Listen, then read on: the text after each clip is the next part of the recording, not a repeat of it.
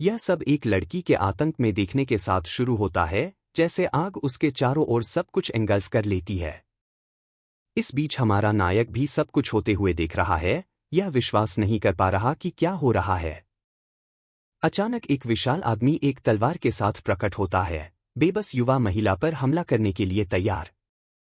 यह देखकर हमारा नायक निराशा में चिल्लाता है, इम्पेंडिंग ट्रेजेडी को रोकने की कोशिश करता है। लेकिन बहुत देर हो चुकी थी और युवा आदमी केवल देख सकता था जब घातक वार किया गया। आग के बीच खलनायक नायक की ओर कंटेम्प्ट और सुपीरियॉरिटी के साथ मुड़ता है। फिर हमारा नायक आंसुओं में टूट जाता है, अपने द्वारा सहन किए गए नुकसान के लिए एंग्विश और रेज में चिल्लाता है। बिना दया के दाढ़ी वाला आदमी पहले से ही जमीन पर पड़े बच्चे के सिर पर पैर रखता है। पूरी तरह से हार मानकर अपने चेहरे को धूल में दबाए हुए वह दुश्मन को सुनता है, जो कहता है कि जो कुछ भी हुआ, उस भयानक रात का हर एक विवरण केवल उसकी इनकम्पिटेंस के कारण उसकी गलती थी। इसका कारण सरल था, हमारा नायक किसी की रक्षा करने के लिए बहुत कमजोर था। फिर युवा आदमी ठंडी पसीने में जागता है, जैसे वह सब कुछ फिर से जी रहा हो। एक महिला की आवाज फिर उसका नाम दो जिन पुकारती है, जिससे वह चौंक कर अपनी आंखें खोलता है। महिला पूछती है कि क्या वह ठीक है, क्योंकि वह बिस्तर में पसीने से तर और सांस लेने में कठिनाई महसूस कर रहा था। वह पूछती है कि क्या हमारे नायक को उस भयानक दिन के बारे में फिर से एक और बुरा सपना आया है। वह जवाब देता है कि वह बार बार वही सपना देख रहा है और सोचता है कि यह थकावट के कारण होना चाहिए। महिला एक पल के लिए चुप रहती है, उसकी स्थिति को लेकर काफी चिंतित दिखती है। फिर वह उसे उसके नाम से बुलाती है और पूछती है कि क्या वह वास्तव में अपनी वर्तमान नौकरी छोड़ने जा रहा है। महिला समझाती है कि वह नहीं चाहती कि वह इस खतरनाक काम के कारण फिर से चोटिल हो, और वह नहीं चाहती कि वह इस हिंसा के जीवन को जारी रखकर किसी और को चोट पहुंचाए। ठीक उसी क्षण नायक का सेल फोन रात की मेज पर वाइब्रेट करना शुरू कर देता है। नायक कॉल का उत्तर देता है और अपने बॉस से पूछता है कि क्या यह हो यंग की टीम के बारे में है। फिर वह बिस्तर से बाहर निकलता है और कहता है कि वह बैठक स्थल की ओर जा रहा है। उसका साथी आश्चर्य में बैठता है और पूछता है कि क्या वह वास्तव में इस समय रात को बाहर जा रहा है। उसकी पीठ उसकी ओर है। नायक जवाब देता है कि एक काम की आपात स्थिति आ गई है जिसे उसे संभालना है, लेकिन वह वादा करता है कि जैसे ही वह इस एक कार्य को पूरा करेगा, वह एक बार और हमेशा के लिए अपनी नोटिस देगा। जैसे ही वह खड़ा होता है, उसके मांसपेशियों वाले पीठ पर एक विशाल बाघ का टैटू प्रकट होता है। नायक दृढ़ता से कहता है कि वह इस रात के बाद एक राक्षस की तरह नहीं जिएगा। फिर दृश्य एक अलग वेयरहाउस की ओर बढ़ता है जो पानी के पास है, जो बैठक स्थल प्रतीत होता है। एक आदमी सिगरेट जलाता है और कहता है कि खुला युद्ध इसके लायक नहीं है, क्योंकि यह पुलिस को लाता है। वह जोड़ता है कि सबसे खराब स्थिति में उसका चेहरा सोशल मीडिया पर आ सकता है और हमें गोताए सुंग से मिलवाया जाता है, जो गोताए सुंग क्रू का नेता है। दोनों गैंग के सभी सदस्यों के सामने वह एक ही लड़ाई से सब कुछ सुलझाने का प्रस्ताव रखता है। दूसरी तरफ और अधिक परेशानी से बचने के लिए हमारे पास चोई हो ह्योंग है, जो सहमत होता है और कहता है हारने वाला डॉग का नियंत्रण पुरस्कार के रूप में छोड़ देता है। फिर वह मजाक में पूछता है क्या उसका प्रतिद्वंद्वी वास्तव में तथाकथित ओगर चोई हो ह्योंग पर अपना पूरा विश्वास रखने वाला है। मुस्कुराते हुए गो ताए सुंग यह बताता है कि उन्होंने आज रात की लड़ाई के लिए एक बहुत मजबूत नए खिलाड़ी को लाया है। वह किसी जिन के चूहा जैसा दिखता है और दो जिन से पूछता है कि क्या उसे लगता है कि वह प्रतिद्वंद्वी का सामना कर सकता है। हमारा नायक फिर प्रकट होता है और ठंडे स्वर में जवाब देता है कि इससे कोई फर्क नहीं पड़ता। वह भीड़ का सामना करता है और आत्मविश्वास से कहता है कि उसे परवाह नहीं है कि प्रतिद्वंद्वी कौन है। दूसरी गैंग के कुछ सदस्य उसे ओगर के रूप में पहचानते हैं और कहते हैं कि उन्होंने सुना है कि उसने अकेले 10 लोगों को अस्पताल भेजा। प्रतिकूल लड़ाई का नाम सुनकर मुस्कुराता है। फिर वह अपनी मुट्ठी को कसकर बंद करता है और नायक को बेकार कहता है। बिना किसी हिचकिचाहट के वह आगे बढ़ता है और नायक पर एक घूंसा मारता है। सोचते हुए कि वे केवल गली में लड़ने वाले कचरे हैं, वह अपने मन में ब्रैगिंग जारी रखता है। कहता है कि भले ही उसे बाहर निकाल दिया गया, वह एक प्रो था। लड़ाई का खिलाड़ी यह बताता है कि अगर एक कर्ज नहीं होता तो वह कभी भी ऐसी जगह पर कदम नहीं रखता। कई घूंसे लगाने के बाद वह कहता है कि जैसा कि अपेक्षित था, ओगर कुछ खास नहीं था। पेशेवर लड़ाई अपनी रणनीति जारी रखता है और नायक के पसलियों पर एक घूंसा मारता है जबकि उसके हाथ फंसे हुए हैं। हमारा नायक कोने में लगता है, बिना लड़ाई करने का कोई मौका। प्रतिद्वंद्वी फिर मौके का फायदा उठाता है और युवा के चेहरे पर एक क्रूर घुटना मारता है, लेकिन खून बहने के बावजूद नायक अपने होंठ काटता है। गुस्से भरे चेहरे के साथ दर्द सहते हुए प्रो फिर उसे पीछे से पकड़ता है और चोक होल लगाता है। कहता है कि लड़ाई खत्म हो गई है। हंसते हुए वह नायक के उपनाम का मजाक उड़ाता है और उसे अपने जिम में ट्रेनिंग के लिए आमंत्रित करता है। हमारा नायक उसे आमंत्रण के लिए धन्यवाद देता है, लेकिन कहता है कि उसे जिम के फर्श नापसंद हैं। फिर वह प्रतिद्वंद्वी की बाह को जोर से पकड़ता है और चटाई की पसीने वाली गंध की शिकायत करता है और पागल ताकत से उसे अपने कंधे पर पलट देता है। कहता है कि चटाइयां बहुत नरम हैं। प्रो अचानक मोड़ से चौंक जाता है और जमीन से टकराने के प्रभाव से दर्द में चिल्लाता है। अब वह ऊपर है। उसका प्रतिद्वंद्वी उसे नीचे दबाता है और वह सोचता है कि उसे अपनी रक्षा करनी चाहिए, लेकिन नायक फिर से सबसे दर्दनाक जगह पर एक श्रृंखला में क्रूर घूंसे देना शुरू करता है। पेशेवर लड़ाई दबाव नहीं सहन कर पाता और रोने लगता है। उसे रोकने के लिए भीख मांगता है, अनसुना करते हुए। नायक ने अपने चेहरे पर ठंडी अभिव्यक्ति के साथ प्रतिद्वंदी के बालों को पकड़ लिया और अंत में उसने उस आदमी का सिर जोर से जमीन पर पटक दिया। पूरी ताकत से जमीन पर पटकते हुए लड़ाई को हमेशा के लिए खत्म कर दिया। दृश्य को देखकर बॉस गो ताए सुंग हंसते हैं और कहते हैं कि ऐसा लगता है कि लड़ाई पहले ही खत्म हो गई है। हालांकि दूसरा बॉस हैरान है और चिल्लाता है कि उनका पेशेवर लड़ाकू पूरी तरह से नष्ट हो गया है। उसके एक आदमी ने और समय मांगा, लेकिन नेता कहता है कि अब बहुत देर हो चुकी है और वे खेलने के लिए नहीं है, क्योंकि असली लड़ाई में कोई नियम नहीं होते और जब यह इस स्तर पर पहुंच जाती है तो हारने वाले के लिए सब कुछ खत्म हो जाता है। तभी भीड़ में से कोई उसे छोटी लड़की कहता है, क्योंकि उसने अपने प्रतिद्वंदी के बाल खींचे, लेकिन प्रो को एहसास होता है कि वह कुछ नहीं कर सकता, क्योंकि नायक उसे भागने नहीं देगा। उसे याद है कि जब उसने टेकडाउन के लिए कोशिश की तो उसे बस नायक के वजन और ताकत से कुचला गया था। अब जमीन पर वह पूरी तरह से हावी है, बिना किसी प्रतिकूलता के। फिर नायक उसके चेहरे पर घुटना मारता है और बिना रुके वह उस आदमी पर शक्तिशाली लातें मारता है जो पहले से ही असहाय है। उसका चेहरा पूरी तरह से कुचला हुआ है। पेशेवर अंततः जमीन पर बेहोश हो जाता है। हिलने में असमर्थ नायक अंतिम प्रहार देने के लिए तैयार होता है और लड़ाई को हमेशा के लिए खत्म करने के लिए। प्रतिद्वंदी पहले से ही लगभग बेहोश है और जमीन पर पूरी तरह से घावों से ढका हुआ है, लेकिन अचानक हमारा नायक एक सेकंड के लिए रुकता है और अंतिम प्रहार से पहले हिचकिचाता है। फिर वह अपनी प्रेमिका के शब्दों को याद करता है जो उसे किसी को नुकसान न पहुंचाने और बदलने के लिए कहती है। इससे वह रुक जाता है, लेकिन वह फिर भी एक शक्तिशाली प्रहार के लिए तैयार होता है और बिना दया के वह अतिरिक्त के सिर पर प्रहार करता है। उसे जमीन पर धकेलते हुए हमारा नायक फिर खड़ा होता है और घोषणा करता है कि लड़ाई आखिरकार खत्म हो गई है। उसका बॉस उसे अच्छे काम के लिए बधाई देता है और घोषणा करता है कि अब डॉग गो ताए सुंग क्रू के हैं। संघर्ष हल होने के बाद नायक तय करता है कि वह एक सामान्य जीवन जिएगा, बिना किसी को नुकसान पहुंचाए। अचानक कुछ अजीब होता है और उसे एक अजीब आवाज का एहसास होता है। यह अप्रत्याशित भावना उसे पूरी तरह से भ्रमित कर देती है। उसे नहीं पता कि क्या हो रहा है, लेकिन हारने वाला बॉस लड़ाकू के सिर पर पैर रखता है और कहता है कि लड़ाई खत्म नहीं हुई है, क्योंकि वह अभी भी सांस ले रहा है।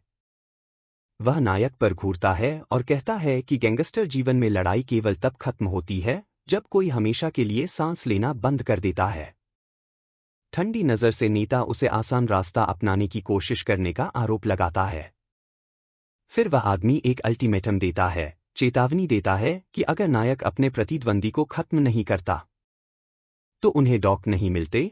हारने वाला बॉस फिर उसे ओगर कहकर चिढ़ाता है और पूछता है कि क्या उसने संदेश समझा, या नायक चुप रहता है, एक शब्द भी नहीं कहता, प्रतिक्रिया की कमी को देखते हुए।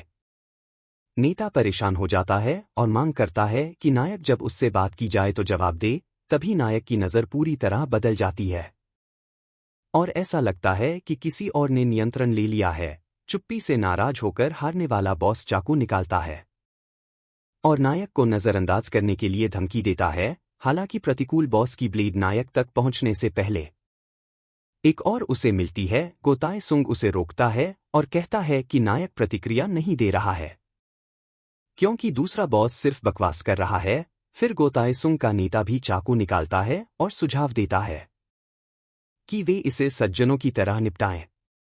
चोई हो ह्योंग सज्जनों के विचार पर हंसता है और शिकायत करता है कि वह चुप नहीं रहेगा जबकि कोई नौसिखिया उसे उकसाता है। उसका प्रतिद्वंद्वी उसे याद दिलाता है कि चोई हो ह्योंग वह था जिसने बात करना शुरू किया और फिर दो जिन से पूछता है कि क्या वह सहमत है।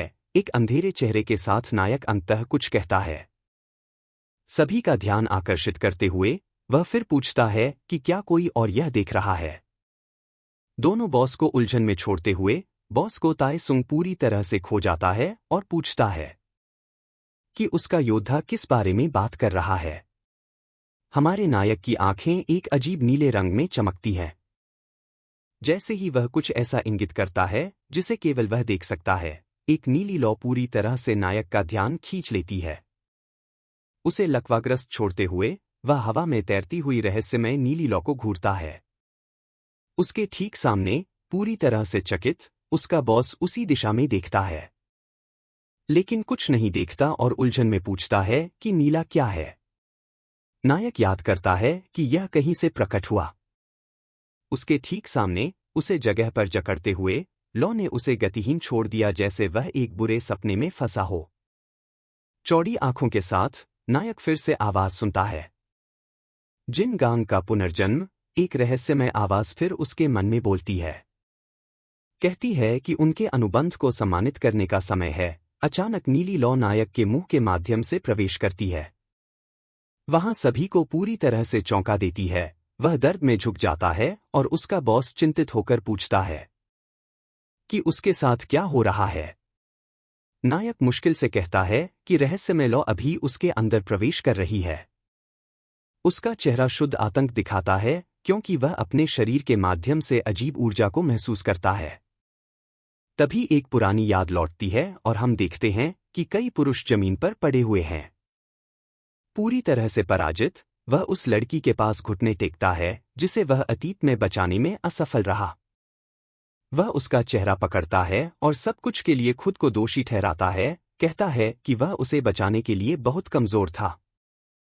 रोते हुए नायक उस युवा महिला से माफी मांगता है कि वह उसे नरसंहार से नहीं बचा सका। फिर एक आवाज उससे पूछती है कि क्या वह वास्तव में अपनी लंबे समय से प्रतीक्षित प्रतिशोध की इच्छा रखता है। फिर अस्तित्व कहता है कि वह उसे अपनी शक्ति उधार देगा ताकि वह जो चाहता है उसे प्राप्त कर सके। इसके लिए नीली आत्मा एक संधि का प्रस्ताव करती है और युवा व्यक्ति से कहती है कि वह इसके बदले एक बलिदान पेश करे। वह समझता है कि लौ जो एक भ्रांति की तरह लग रही थी वही थी जो प्राणी हमेशा से चाहता था। कोई और विकल्प न होने पर नायक अपनी मुट्ठियां भींचता है और अपनी शक्ति प्राप्त करने के लिए सौदे को स्वीकार करता है। वह कहता है कि वह एक बलिदान प्रदान करेगा क्योंकि कई लोग हैं जिन्हें वह नक्शे से मिटाना चाहता है। उसके चेहरे पर खून के आंसू बह रहे हैं। वह अंततः अपनी प्रतिशोध पाने के लिए शक्ति की भीख मांगता है। तब नीली सत्ता चेतावनी देती है कि उस क्षण से भले ही उसका शरीर सड़ जाए, जब तक उसकी आत्मा अस्तित्व में है उनके बीच का समझौता किसी भी कारण से कभी नहीं टूटेगा। अचानक उसके नाखून बढ़ने लगते हैं और एक नीली आभा पूरी तरह से उसके हाथ को ढक लेती है। आत्मा तब घोषित करती है कि यह संधि हमेशा के लिए है और वह अब इसका शाश्वत सेवक है। इसके साथ ही हमारा नायक दर्द में चिल्लाता है क्योंकि उसका शरीर पूरी तरह से नीली ज्वालाओं द्वारा भस्म हो जाता है। रहस्यमय आवाज अंत में कहती है कि वह अब मानव नहीं रहा और अब एक राक्षस बन गया है। वह चिल्लाता है क्योंकि नीली ज्वालाएं उसे पूरी तरह से निगल लेती हैं। तब सत्ता गंभीरता से घोषित करती है कि उनके बीच का अनुबंध अंततः सील हो गया है। फिर रहस्यमय आवाज समझाती है कि अब से जो भी उसके हाथों में नष्ट होगा, चाहे वह कोई भी हो या एक देवता, सभी रहस्यमय नीली सत्ता के लिए एक बलिदान बन जाएंगे जिसने उसे शक्ति दी। इसके साथ उसकी आंखें एक आदमी की तरह खून बहने लगती हैं। और इन बलिदानों के बदले आत्मा नायक को डरी हुई तानाशाही राक्षस तारे देने का वादा करती है। एक शक्ति जो पृथ्वी पर सभी प्राणियों द्वारा डरी जाती है, सत्ता की पूर्ण शक्ति। लेकिन सत्ता उसे चेतावनी देती है कि उसे संधि के बारे में एक बहुत महत्वपूर्ण बात याद रखनी चाहिए। आवाज चेतावनी देती है कि जिस क्षण इसकी शक्ति नायक पर हावी हो जाती है, जो अब इसका पात्र है, हमारा नायक भी नीली सत्ता के लिए एक बलिदान बन जाएगा, बिना किसी वापसी के। वास्तविकता में हमारा नायक सोचता है कि उसके साथ क्या हुआ, वह पूरी तरह से भ्रमित है और सवाल करता है कि वह अजीब दृष्टि क्या थी जो उसने देखी थी। नायक अपने हाथों को देखता है और विश्वास नहीं कर सकता कि उसने क्या देखा। वह सुनिश्चित है कि उसने अपनी पूरी शरीर को तीव्र नीली ज्वालाओं में जलते हुए महसूस किया। प्रतिद्वंद्वी ने नायक के करीब चाकू लाया। उसका ध्यान आकर्षित करते हुए खलनायक उसका मजाक उड़ाता है कि वह पागल की तरह खुद से चिल्ला रहा है और कहता है कि वह पूरी तरह से अपना दिमाग खो चुका है। हालांकि नायक चुनौतीपूर्ण नज़र के साथ खलनायक का हाथ पकड़ता है। हमारा नायक चाकू पकड़ता है और पूछता है कि क्या प्रतिद्वंद्वी यह परीक्षण करना चाहता है कि क्या वह सच में पागल हो गया है। दूसरी गैंग के बॉस ने व्यंग्यात्मक मुस्कान दी और सोचा कि यह निडर आदमी पूरी तरह से पागल हो गया है। नायक तब तिएझोंग और होजिन गुटों के बीच एक लड़ाई से सब कुछ एक बार में सुलझाने का प्रस्ताव करता है। लेकिन अचानक पुलिस की सायरन की आवाज गोदाम में गूंजती है, सभी को चौंका देती है। बॉस ताइगो ताएसुंग अपने प्रतिद्वंद्वी का हाथ पकड़ता है और कहता है कि राउंड खत्म होने की घंटी पहले ही बज चुकी है। मुस्कुराते हुए वह सुझाव देता है कि वे आज के लिए रुक जाएं और वादा करता है कि जल्द ही एक और बैठक आयोजित करेगा। बॉस चोई हो ह्योंग इस रुकावट से नाराज है, लेकिन अंततः हार मान लेता है और अपना चाकू नीचे कर देता है। वह फिर से मिलने के लिए सहमत होता है, लेकिन चेतावनी देता है कि अगली बार पियर्स के अधिकार और उनके जीवन दाव पर होंगे। यह कहते हुए प्रतिकूल गैंग मुड़ता है और गोदाम छोड़ देता है। गो ताएसुंग क्रू को पीछे छोड़ते हुए बॉस हीरो से माफी मांगता है, लेकिन वह कहता है कि इससे कोई फर्क नहीं पड़ता क्योंकि वे लड़ाई के लिए कोई न कोई बहाना ढूंढ लेते। अधिक महत्वपूर्ण बात यह है कि नेता पूछता है कि पहले क्या हुआ, क्योंकि हीरो ऐसा लग रहा था जैसे उसने भूत देखा हो। नायक कहता है कि यह कुछ नहीं था, जबकि वह अपने हाथ को देख रहा है। वह एक बहाना बनाता है कि वह हाल ही में थोड़ा थका हुआ है और अजीब सपने देख रहा है। फिर दृश्य एक लग्जरी कार की ओर बदलता है जो अंधेरे शहर की सड़कों पर चल रही है।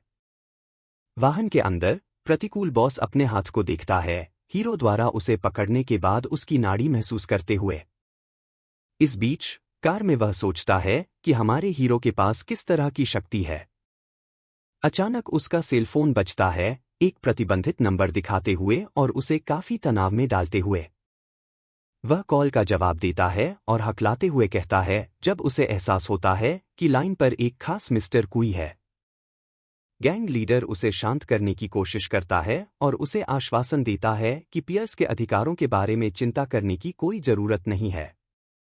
लेकिन रहस्यमय आवाज उससे सवाल करती है कि बिना पियर्स के वह डिलीवरी कोटा पूरा नहीं कर पाएगा। इस पर आदमी उसे धमकी देता है और चेतावनी देता है कि यदि स्थिति जारी रही तो उसके साथ व्यापार करना मुश्किल होगा। निराश चोई हो ह्योंग थोड़े और समय के लिए भीख मांगता है और वादा करता है कि वह किसी भी हाल में लक्ष्य को पूरा करेगा। दूसरी ओर एक सफेद बाल वाला आदमी शिकायत करता है कि उसकी चिल्लाने से उसके कानों में दर्द हो रहा है। गैंग बॉस पसीना बहा रहा है। बस थोड़े और समय के लिए भीख मांगते हुए फिर रहस्यमय आदमी सहमत होता है।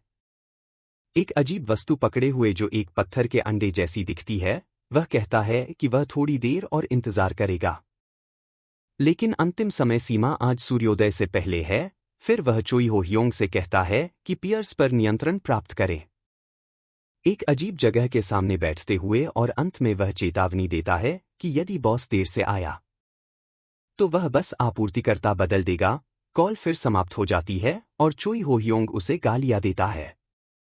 उसे एक राक्षस कहते हुए वह अपने फोन को गुस्से से देखता है। घबराते हुए वह अपने ड्राइवर से पूछता है कि सूरज कब उगता है, और वह आदमी कहता है कि शायद सुबह 6 बजे के आसपास। वह एक सिगरेट जलाता है और ड्राइवर से सूर्योदय का सही समय पता करने के लिए कहता है। होसाम बॉस कहता है कि उन्हें अब प्रतिकूल गुट को कुचलना चाहिए, क्योंकि यदि वे ऐसा नहीं करते हैं तो वे सभी खत्म हो जाएंगे। हीरो फिर अपने भवन में लौटता है। घर पहुंचकर हमारा हीरो घर आता है और अपनी प्रेमिका जोआह को बुलाता है। उसे बताता है कि वह वापस आ गया है, लेकिन उसे जगह की चुप्पी और अंधेरा अजीब लगता है, यह महसूस करते हुए कि कुछ गलत है। उसका चेहरा गंभीर हो जाता है और वह संदेह करने लगता है कि वहां कुछ बुरा हुआ है। तभी हीरो फर्श की ओर देखता है और वहां के पैरों के निशान देखता है जो वहां नहीं होने चाहिए थे। उसकी आंखें क्रोध से चौड़ी हो जाती हैं और उसे एहसास होता है कि उसके घर के अंदर एक घुसपैठिया है। अचानक एक आदमी अंधेरे से बाहर आता है और उसे चाकू से हमला करता है। उसे आश्चर्यचकित करने की कोशिश करता है। हमारा नायक गुंडे के चेहरे पर कोहनी मारता है। नायक उसके बाद एक लात मारता है जो घुसपैठिए को प्रभाव की ताकत से पीछे की ओर फेंक देता है, बिना एक पल बर्बाद किए। नायक दुश्मन पर एक विनाशकारी मुक्का मारने के लिए आगे बढ़ता है। वह गुंडे के चेहरे पर सही जगह पर वार करता है। नायक उसे मजबूती से पकड़ता है और घुसपैठिए को धमकी देता है। उसे बताता है कि अगर वह बात नहीं करेगा तो वह अंधा हो जाएगा। एक ठंडी नज़र के साथ वह फिर पूछता है कि वह महिला कहाँ है जो अपार्टमेंट में होनी चाहिए थी। तभी एक और आदमी कमरे में आता है और धीरे धीरे ताली बजाने लगता है और मजाक में कहता है कि घुसपैठिए को चाकू चलाना आता था। लेकिन नायक ने उसे तुरंत गिरा दिया, जैसे कि अफवाहें कहती हैं। आदमी फिर खुद को जिताई साके के रूप में पेश करता है, प्रतिकूल होहाइंग गुट का कार्यवाहक नेता। वह विडंबना में नायक की प्रेमिका को बंधक बनाने के लिए माफी मांगता है। जैसे कि एक झुंड के गुंडे, खलनायक खुद को सही ठहराता है कहकर कि उसे ऊपर से आदेश मिले थे, जबकि युवा महिला अपने प्रिय को खतरे में देखकर निराश दिखती है। नायक क्रोधित हो जाता है और कसम खाता है कि वह सभी को खत्म कर देगा, लेकिन ताएसुक उसे बताता है कि उसे अपनी भावनाएं बर्बाद नहीं करनी चाहिए और कहता है कि उसे ठीक से पता है कि स्थिति क्या है। नायक गुस्से में अपनी मुट्ठियां भींचता है और बिना किसी विकल्प के पूछता है कि वे उससे क्या चाहते हैं। नायक उनके जाने के लिए अपने एखिलीज टेंडन देने की पेशकश करता है। होहाइंग का नेता जवाब देता है कि सामान्यतः यह पर्याप्त होता, लेकिन आज एक अलग कहानी है। वह फिर एक चाकू निकालता है और चेतावनी देता है कि उसके बॉस ने पहले ही तय कर लिया है कि अब क्या करना है, जैसे ही वह योजना समझा रहा था। एक गुंडा नायक पर चाकू से हमला करता है। ब्लेड उसके पेट में नहीं घुसता, क्योंकि नायक ब्लेड को पकड़ लेता है। ऐसा लगता है कि वह समझ गया है, लेकिन नायक उससे वादा करने के लिए कहता है कि वह वहां मौजूद महिला की जान बख्श देगा। दुश्मन का नेता फिर नायक से वादा करता है कि वह निश्चित रूप से उस पर एक उंगली भी नहीं उठाएगा। नायक की प्रेमिका निराशा में चीखती है, मुंह बंद होने के कारण कुछ नहीं कर पा रही। वह अपने प्रिय के प्रति अपने विचारों में माफी मांगता है, क्योंकि यह उसे चिंता करने के लिए पर्याप्त नहीं था। हर दिन नायक को बुरा लगता है कि उसे इस तरह की भयानक चीजों का गवाह बनना पड़ता है। लड़की निराशा में चीखती रहती है, जैसे वह नायक के साथ हो रही घटनाओं को देखती है। वह सोचता है कि वह एक सामान्य जीवन जीने वाला था, लेकिन ऐसा लगता है कि सब कुछ खत्म हो गया है। नायक खुद को सांत्वना देता है कि कम से कम वह खुद दुखी हो रहा है और वह नहीं, और वह ब्लेड को छोड़ देता है, खुद को चाकू से घायल होने की अनुमति देता है। वह याद करता है कि यह समय उसके दुःस्वप्न से अलग है, क्योंकि वह अपने आप को बलिदान दे रहा है। वह राहत महसूस करता है क्योंकि और अधिक गुंडे फायदा उठाते हैं और नायक को चाकू मारना शुरू करते हैं। अंतिम वार के साथ हमारा नायक अंततः जमीन पर घुटनों के बल गिर जाता है, पूरी तरह से हार चुका है। प्रतिद्वंद्वी गिरोह के सदस्य बस देखते हैं। उसे जमीन पर गिरे हुए देखकर कोई भी प्रतिरोध करने का मौका नहीं है। नेता कहता है कि बॉस के पास जाना है और उन्हें सुबह से पहले सब कुछ खत्म करने की जरूरत है। एक गुंडा पूछता है कि लड़की के साथ क्या करना है, और बॉस जवाब देता है, क्या तुम्हें पूछने की भी जरूरत है। वह उन्हें लड़की को ले जाने का आदेश देता है क्योंकि वे पीछे कोई गवाह नहीं छोड़ सकते। इस बीच हमारा नायक पीछे रह जाता है। घुटनों के बल गिरे हुए दुष्ट नेता कहता है कि एक पेशेवर के रूप में नायक समझता है और वादा सिर्फ उसकी जान खत्म न करने का था। वह समझाता है कि वादा केवल उसकी जान बचाने का था, न छोड़ने का। इस बीच एक गुंडा लड़की को पकड़ता है और उसे संघर्ष करने के लिए कहता है। मुस्कुराते हुए गुंडा उसे सकारात्मक सोचने के लिए कहता है क्योंकि अब उसे उनसे विशेष ध्यान मिलने वाला है। लेकिन अचानक गुंडा मुड़ता है, अपने पैर पर कुछ महसूस करके चौंक जाता है। यह हमारा नायक था जिसने जमीन पर होते हुए भी आदमी के पैर में चाकू घोंप दिया। लगभग बेहोश होने के बावजूद नायक गुंडे को बिल्कुल नहीं छोड़ता। गुंडा दर्द और आश्चर्य में चिल्लाता है, यह नहीं समझते हुए कि वह अभी भी कैसे चल सकता है।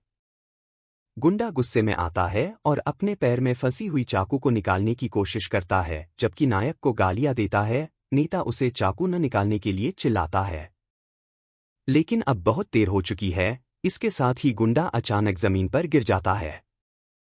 नेता स्वीकार करता है कि इस तरह धमनियों को मारना उसे दानव कहलाने के योग्य बनाता है। इसके साथ वे दोनों जमीन पर खून की एक तालाब में बगल में लेटे होते हैं। फिर नेता नायक की गर्दन पर चाकू लेकर आता है, अंतिम वार देने के लिए तैयार है। वह नायक से कहता है कि नरक में आराम करे और नायक की गर्दन पर वार करता है। दुष्ट अपने लोगों को आगे बढ़ने का आदेश देता है क्योंकि उन्होंने समय बर्बाद किया है, और उनमें से एक घायल आदमी के बारे में पूछता है। नेता कहता है कि कटे हुए फेमोरल धमनियों के साथ। गुंडा 2 मिनट में चला जाएगा। फिर वह सफाई करने वालों को शरीर का ध्यान रखने के लिए कहता है और हमारे नायक को अपार्टमेंट में छोड़ देता है। इसके साथ ही नायक अकेला खून की तालाब में रह जाता है, अपने ही घर की फर्श पर। लेकिन अचानक एक रहस्यमय आवाज उसकी प्रशंसा करती है, कहती है कि उसके कार्य बहुत सराहनीय थे। कटे हुए धमनियों वाला गुंडा रोने लगता है। वह भ्रमित है और समझ नहीं पाता कि दुनिया में क्या हो रहा है। नायक के भीतर की सत्ता फिर कहती है कि अंततः बलिदान देने का समय आ गया है। तभी छत में एक अजीब छिद्र प्रकट होता है और गिरते हुए गुंडे की ओर बढ़ता है। इस बीच प्रतिद्वंद्वी गिरोह पहले से ही बाहर है, दृश्य छोड़ने के लिए वैन में चढ़ रहा है। नेता अपने फोन पर रिपोर्ट करता है कि काम पूरा हो गया है और वे बॉस के पास जा रहे हैं। अचानक उसे बाहर से एक अजीब आवाज सुनाई देती है और वह सतर्क हो जाता है। बॉस पूछता है कि वह आवाज क्या थी और कोई कहता है कि कुछ उनके कार पर गिर गया। वह फिर ड्राइवर से कहता है कि लाइट्स चालू करें ताकि वे देख सकें कि बाहर क्या हो रहा है। लाइट्स जलने पर वे देखते हैं कि हमारा हीरो कार के सामने खड़ा है और उसके हाथ में चाकू है। नेता हैरान है और सोचता है कि यह क्या है और क्या यह वास्तव में वही आदमी है जो पहले था। नेता सोचता है कि क्या वह एक दानव है क्योंकि हीरो अंधेरे में चाकू पकड़े उसे घूर रहा है। तभी एक रहस्यमय आवाज कहती है कि चूंकि उसने अनुबंध के अनुसार एक बलिदान दिया, वह प्राणी अंततः उसे अपनी शक्ति देगा और हीरो की आंखें तीव्र नीले रंग में चमकने लगती हैं। हम एक पूरी तरह से अलग जगह देखते हैं, एक रहस्यमय टैरो बार जिसे हेक्स कहा जाता है। अंदर एक आदमी काउंटर पर एक महिला से बात कर रहा है और वह पूछती है कि क्या वह सामान्य चीज लेगा। ग्राहक फिर यह टिप्पणी करता है कि यह जगह हमेशा खाली रहती है और सोचता है कि यह एक चमत्कार है कि बार अभी तक दिवालिया नहीं हुआ। मुस्कुराते हुए महिला जवाब देती है कि यह सब उनके जैसे लोगों की वजह से है जो टैरो कार्ड में विश्वास करते हैं। युवा आदमी मजाक करता है कि वह उसे एक अंधविश्वासी बूढ़ा कह रही है जब वह उसे एक पेय परोसती है। वह फिर टिप्पणी करता है कि वह यहाँ मजे के लिए आने लगा लेकिन उसकी पढ़ाई कभी गलत नहीं रही। महिला कहती है कि यह सिर्फ एक मामले की अच्छी किस्मत है कि उसके जैसे सक्षम आदमी को ढूंढना। लेकिन ग्राहक उसे बताता है कि बस यह कह दे कि यह कार्ड की वजह से है और इसलिए उसके पास ग्राहक नहीं है। फिर भविष्यवक्ता एक डेक टेबल पर रखती है और कहती है कि पढ़ाई का मतलब केवल मजे के लिए होता है। इसके साथ वह काउंटर पर कार्ड फैलाती है और आदमी को एक हाथ खींचने के लिए आमंत्रित करती है। मजे के लिए आदमी प्रस्ताव स्वीकार करता है और फिर टेबल पर ढेर से 3 कार्ड सावधानी से चुनता है। चुने हुए कार्ड देखते हुए महिला का चेहरा कुछ गंभीर और विचारशील हो जाता है। ग्राहक तुरंत उसके चेहरे में बदलाव को नोटिस करता है और पूछता है कि वह उसे ऐसे क्यों देख रही है। वह पहले कार्ड को पलटती है और कहती है कि यह अतीत का प्रतिनिधित्व करता है और यह उसके लिए विजय का संकेत है। अगला, महिला दूसरा कार्ड प्रकट करती है जो वर्तमान है और संतोष की स्थिति का प्रतिनिधित्व करता है। अंत में वह अंतिम कार्ड प्रकट करती है जो भविष्य का प्रतिनिधित्व करता है और एक बड़ा परिवर्तन का संकेत देता है। भविष्यवक्ता यह व्याख्या करती है कि अतीत की विजयों के कारण बॉस एक बड़े परिवर्तन का अनुभव करेगा। इसके साथ आदमी राहत महसूस करता है और कहता है कि उसे लगा कि उसके साथ कुछ भयानक होने वाला है। लेकिन महिला समझाती है कि टॉवर कार्ड की 2 संभावित व्याख्याएं हैं, परिवर्तन या। गंभीर नज़र के साथ वह वाक्य पूरा करती है, कहती है कि कार्ड की दूसरी व्याख्या बर्बादी है।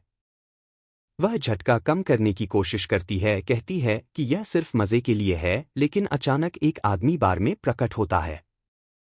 नया व्यक्ति गैंग बॉस ताइसुंग का नाम चिल्लाता है, जिससे उसका ध्यान तुरंत आकर्षित होता है। इसके साथ ही नेता गंभीर चेहरे के साथ मुड़ता है। यह प्रतिकूल गैंग का बॉस था, जो उसे वहां शांति से पीने के लिए मजाक उड़ाता है। वह उसे धमकी देता है, कहता है वह आदमी यह भी नहीं समझता कि आज का दिन उसका अंत मिलने वाला है। मुस्कुराते हुए बॉस कहता है कि वे घड़ी पर रहने के लिए काफी मेहनती हैं।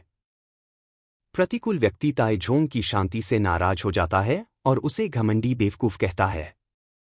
इस पर खलनायक अपने लोगों को ताइझोंग नेता को एक बार और हमेशा के लिए खत्म करने का आदेश देता है, लेकिन वे हमले से पहले बॉस अपना पेय एक गुंडे के चेहरे पर फेंकता है। गोताएसुंग अपनी बाईं हाथ से ब्लेड पकड़ता है और दूसरे हाथ से दुश्मन के चेहरे पर कोहनी मारता है। वह मौके का फायदा उठाकर गुंडे के हाथ से ब्लेड खींच लेता है।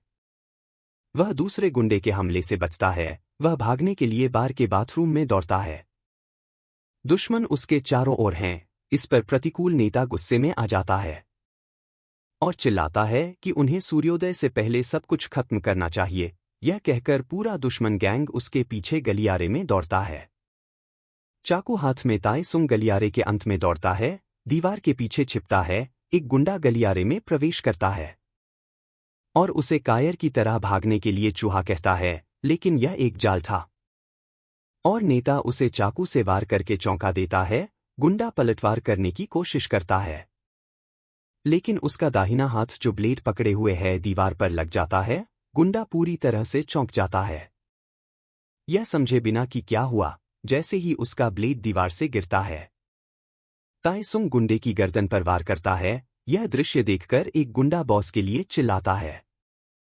जैसे ही दूसरा गुंडा हार जाता है, बिना एक पल बर्बाद किए, नेता दुश्मन के शरीर का उपयोग अगले हमले से खुद को बचाने के लिए करता है। मुस्कुराते हुए वह अपने प्रतिकूल की ओर मुड़ता है और पूछता है कि क्या वह जानता है कि उसकी स्थिति का क्या मतलब है। बॉस चोई हो ह्योंग चुप है क्योंकि गो ताइसुंग उसे घूरता है।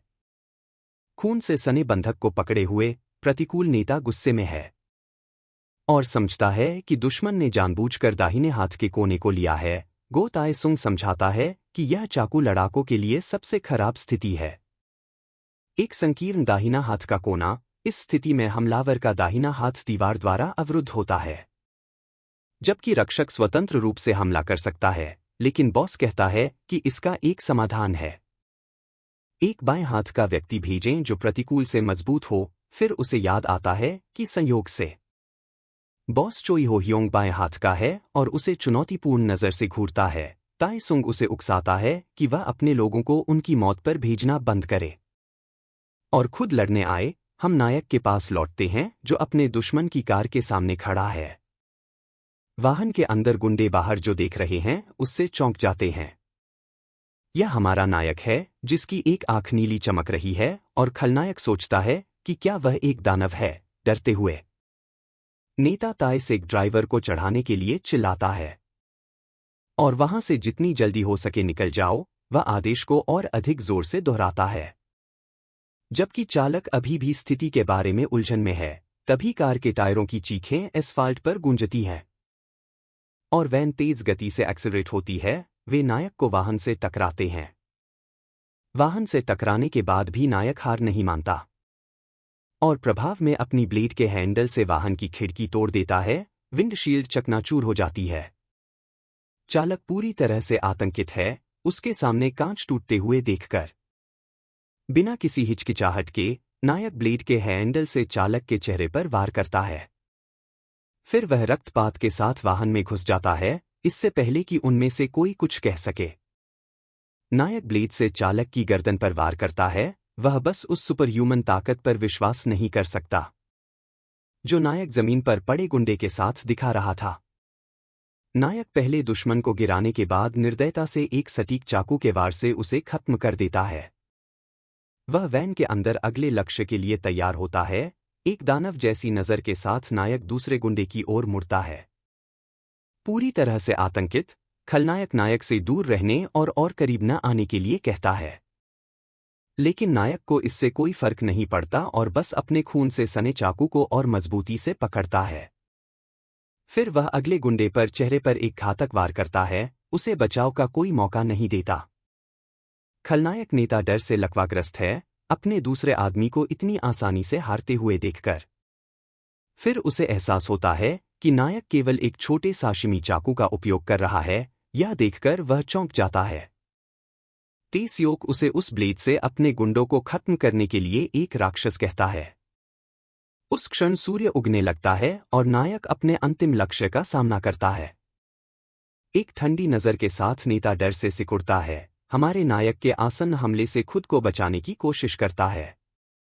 उलझन में नियंत्रण से बाहर कार उनके सामने टकरा जाती है।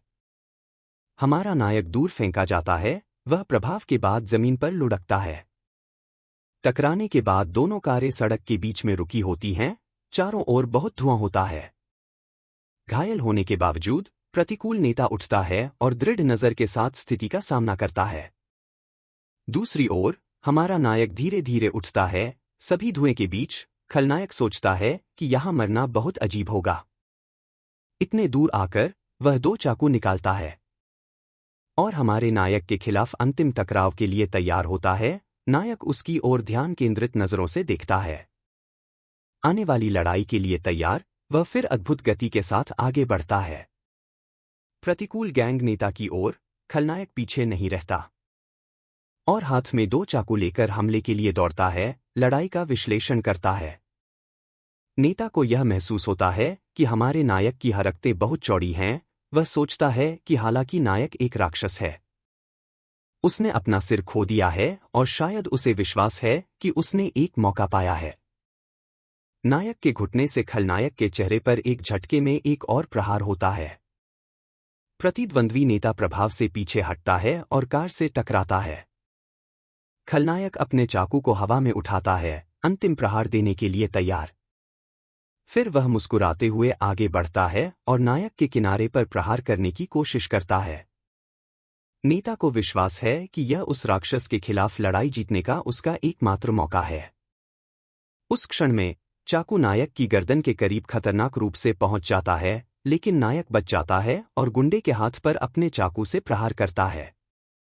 नायक का प्रहार हाथ से शुरू होता है और गुंडे के सीने तक जाता है। जहां भी चाकू गुजरा वहां फाड़ता है। चाकू ऊपर की ओर बढ़ता है, उसके चेहरे के करीब पहुंचता है, जबकि उसका हाथ पहले से ही फटा हुआ है। गुंडा अपने चाकू का उपयोग नायक के सिर तक पहुंचने से रोकने के लिए करता है। अचानक नेता को एहसास होता है कि नायक का चाकू हमेशा उसके दाहिने हाथ में था। वह समझता है कि नायक ने लड़ाई की शुरुआत से ही उस हाथ में चाकू रखा था। खलनायक को एहसास होता है कि यह सब उसे उस हमले में फंसाने के लिए एक जाल था। फिर नायक पूछता है कि उसने जोआह के साथ क्या किया। उसकी प्रेमिका जिसे एक खूनी मुस्कान के साथ अपहरण किया गया था। प्रतिद्वंद्वी नेता पूछता है कि क्या वह उस लड़की के बारे में बात कर रहा है। वह एक दुष्ट मुस्कान के साथ प्रकट करता है कि उसने उस लड़की को किसी को बलिदान के रूप में पेश किया। नायक भ्रमित होता है और पूछता है कि प्रतिद्वंद्वी किस बारे में बात कर रहा है। खलनायक उसे बताता है कि वह बेवकूफ न बने क्योंकि वह एक कटे गले से बच गया है। और वह आगे कहता है कि वह उसी राक्षस की तरह है जिसने उन्हें बलिदान देने के लिए कहा था। हम हेक्स बार में लौटते हैं। प्रतिद्वंद्वी गैंग के 2 गुंडे प्रवेश द्वार की रक्षा कर रहे हैं और उनमें से एक सोचता है कि यह बहुत लंबा हो रहा है, लेकिन दूसरा उसे आराम करने के लिए कहता है क्योंकि उन्हें बस आदेशों का पालन करना है और दरवाजे की निगरानी करनी है। अचानक कदमों की आवाज सुनाई देती है और एक रहस्यमय आदमी चप्पलों में उनके पास आता है। यह एक सफेद बालों वाला आदमी था जो शांति से उनकी ओर बढ़ रहा था। इस पर एक गार्ड उसे रोकता है और कहता है कि बार बंद है और उसे कहीं और जाने के लिए कहता है। लेकिन रहस्यमय आदमी जोर देता है कि उसे अंदर जाना है क्योंकि उसकी एक अपॉइंटमेंट है। गुंडा परेशान हो जाता है और दूसरा उसे सिर्फ उस आदमी को हटाने के लिए कहता है ताकि परेशानी से बचा जा सके। अचानक जो गार्ड उसे रोका था वह दर्द में चिल्लाने लगता है, जिससे उसका साथी भ्रमित हो जाता है। उसका गला उभरे हुए नसों से ढक जाता है और वह चिल्लाना नहीं रोकता जबकि दूसरा पूछता है कि क्या हुआ। फिर कुछ अजीब बढ़ने लगता है जो सूखे पेड़ की शाखा की तरह दिखता है। इसके साथ शाखा बढ़ती है और आदमी के गले में छेद कर देती है, जो पूरी पीड़ा में चिल्लाता है।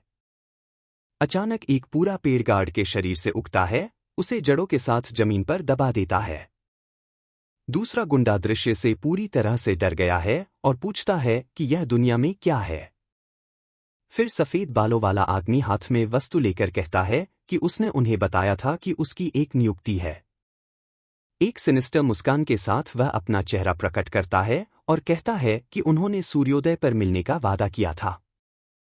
वह हेक्स बार में प्रवेश करता है और प्रतिष्ठान का हॉल पहले से ही दुश्मनों से भरा हुआ था, जो ताए सुंग द्वारा पराजित हो चुके थे। तभी एक प्रतिद्वंद्वी का गुंडा धीरे धीरे चलता है। गुंडा चलते समय पूरे शरीर में कांप रहा था, लेकिन ताए सुंग उसके पीछे दरवाजे पर अपने हथियार के साथ इंतजार कर रहा था। लड़ाई के लिए तैयार गुंडा चाकू को दूसरी हाथ में बदलते हुए ताए झोंग पर चिल्लाते हुए हमला करता है, हालांकि डर के मारे। उसने बिना सोचे समझे नीचे देखते हुए हमला किया। वहां ताए झोंग है जो बस कहता है कि दुश्मन की स्थिति पैथेटिक है। इसके साथ वह प्रतिद्वंद्वी को खत्म कर देता है। उसे दीवार पर फेंकते हुए वह फिर दुश्मन के नेता का सामना करता है और उसे चिढ़ाता है। पूछता है कि वह अपने लोगों को युवा आदमी से लड़ने के लिए क्यों भेजता है। वह चाकू को अपने कपड़ों पर साफ करता है और बॉस को चेतावनी देता है कि यह लड़ाई इतनी आसानी से खत्म नहीं होगी। फिर वह उसे कायर कहता है और उसे एक बार और सभी के लिए लड़ने की चुनौती देता है। उस क्षण में उसके एक आदमी उसके पीछे प्रकट होता है और कहता है उसने वह लाया जो बॉस ने मांगा था। खलनायक उसे काम करने का आदेश देता है और उसका आदमी सब कुछ जलाने के लिए पेट्रोल डालता है। तेज गंध तीझोंग के नेता तक पहुंचती है, जो तुरंत समझ जाता है कि वे क्या योजना बना रहे हैं, एक मलिशियस मुस्कान के साथ। प्रतिद्वंद्वी नेता उसे कहता है कि वह वहां चूहे की तरह छिपा रहे। इस बीच उसके लोग पेट्रोल डालना खत्म करते हैं और वह कहता है कि वह उसे जिंदा जलाने जा रहा है। खलनायक फिर एक लाइटर निकालता है और सूरज उगने के बारे में एक गाना गुनगुनाने लगता है, लेकिन अचानक पहले देखा गया सफेद बालों वाला आदमी प्रकट होता है। शांतिपूर्वक चलते हुए वह भी एक नर्सरी राइम गुनगुनाते हुए दुश्मनों के पास बिना आवाज किए पहुंचता है। चौंक कर बॉस चोई हो ह्योंग पूछता है कि तथाकथित मिस्टर क्वाई ने बिना देखे कैसे प्रवेश किया। फूलों का गुलदस्ता हाथ में लिए आदमी उसे याद दिलाता है कि उन्होंने एक वादा किया था। फिर वह प्रकट करता है कि उन्होंने उस दिन सूरज उगने के तुरंत बाद मिलने का प्रबंध किया था। नर्वस होकर गैंग नेता लाइटर जलाने की कोशिश करता है और हकलाते हुए कहता है कि वह लगभग खत्म हो गया है। मिस्टर कुई फूलों की पेशकश करता है और खलनायक इस अप्रत्याशित इशारे से भ्रमित होता है। एक सिनिस्टर मुस्कान के साथ सफेद बालों वाला आदमी चोई हो ह्योंग को उसकी मेहनत के लिए धन्यवाद देता है। वह कहता है कि गैंग नेता अब रिटायर हो सकता है क्योंकि फूलों का गुलदस्ता उसके शरीर से उगता है। दूसरी लड़ाई में हमारा नायक खलनायक को पकड़ता है जो सोचता है कि क्या वह एक योकी है। प्रोटैगनिस्ट उस पर गुस्से से घूरता है और पूछता है क्या वह उसके साथ मजाक कर रहा है। खून थूकते हुए दुश्मन पूछता है क्या हीरो वास्तव में नहीं जानता कि वह असल में क्या है। विलेन समझाता है कि हीरो एक ऐसा प्राणी है जो आत्माओं को खाता है और इंसानों का स्वाभाविक दुश्मन है। इसके साथ वह उसे घूरता है और निश्चितता से कहता है कि प्रोटैगनिस्ट वास्तव में एक योकी है। गुंडा अपने पूरे शरीर में बहुत तेज दर्द महसूस करने लगता है, दर्द असहनीय लगता है। हमारा हीरो बस दिखता है, हीरो के शरीर में चाकू फंसा हुआ है जबकि गुंडा चिल्लाता रहता है।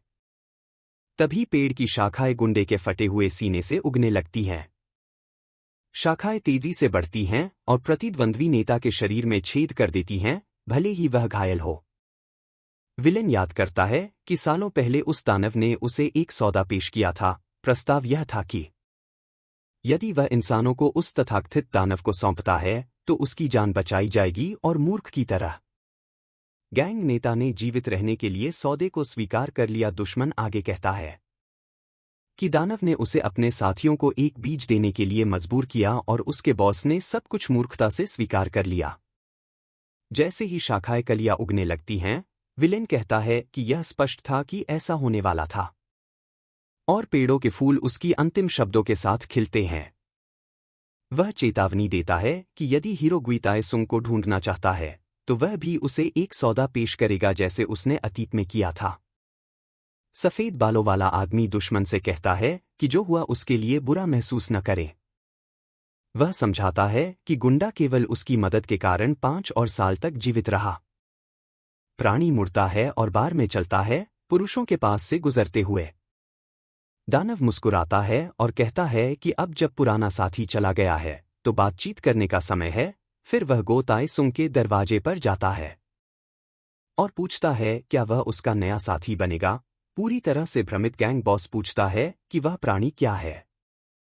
आदमी समझाता है कि हर देश में उसे एक अलग नाम से बुलाया जाता है जैसे कि दानव, लेकिन वह बताता है कि इस देश में लोग उसे योकी के नाम से जानते हैं। योकी उसे आराम करने के लिए कहता है और कहता है कि वह केवल उसे एक सौदा पेश करने आया है, एक चमकदार और डरावनी नजर के साथ। सफेद बालों वाला आदमी उसके प्रस्ताव की पुष्टि करता है। प्रस्ताव यह है कि उसे चीन और उत्तर कोरिया में भागीदारों से मिलवाएगा।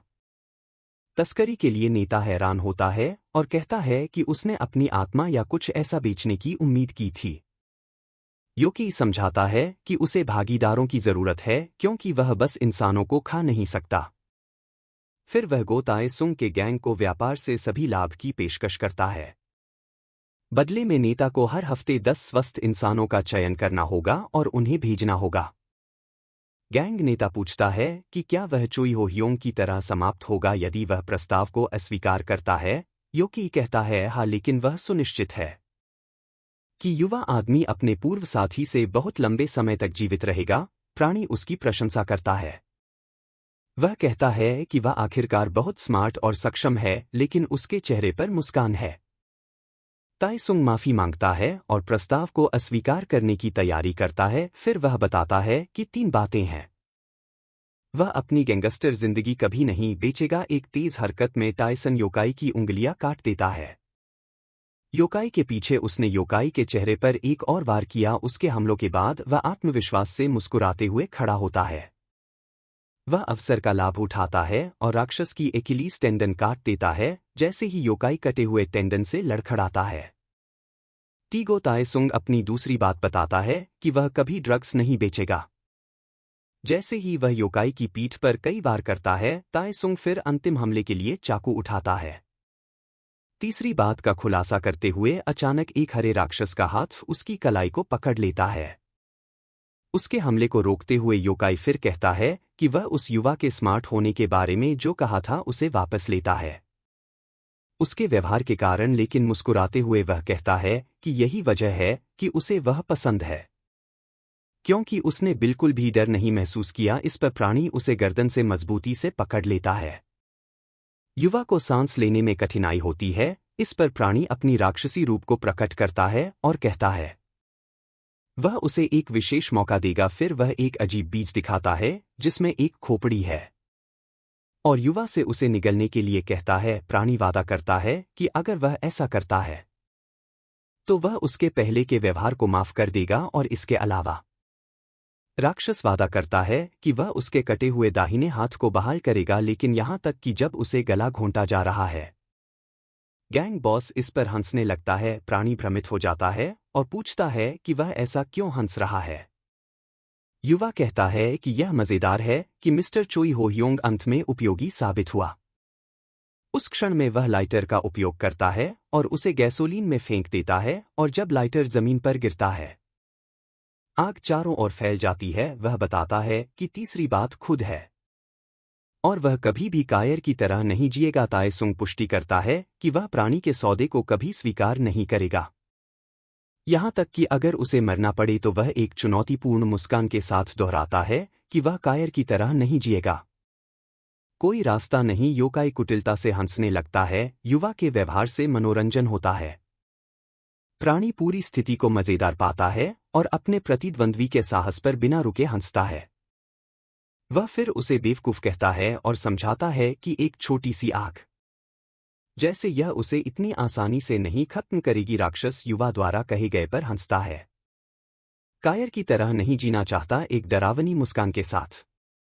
वह कहता है कि यह सुनकर उसे और अधिक पीड़ा देखने की इच्छा हुई। प्राणी फिर उसे करीब खींचता है और कहता है कि वह गो ताएसुंग के पैथेटिक अभिव्यक्ति को देखना चाहता है। फिर वह उसके कान में फुसफुसाता है कि लोग आग से नहीं बल्कि धुएं से गुजरते हैं। राक्षस अपने अजीब मुंह में से एक प्रकट करता है और समझाता है कि जब तक वह सांस ले सकता है वह बहुत लंबे समय तक पीड़ित रहेगा, इससे पहले कि अंततः वह चला जाए।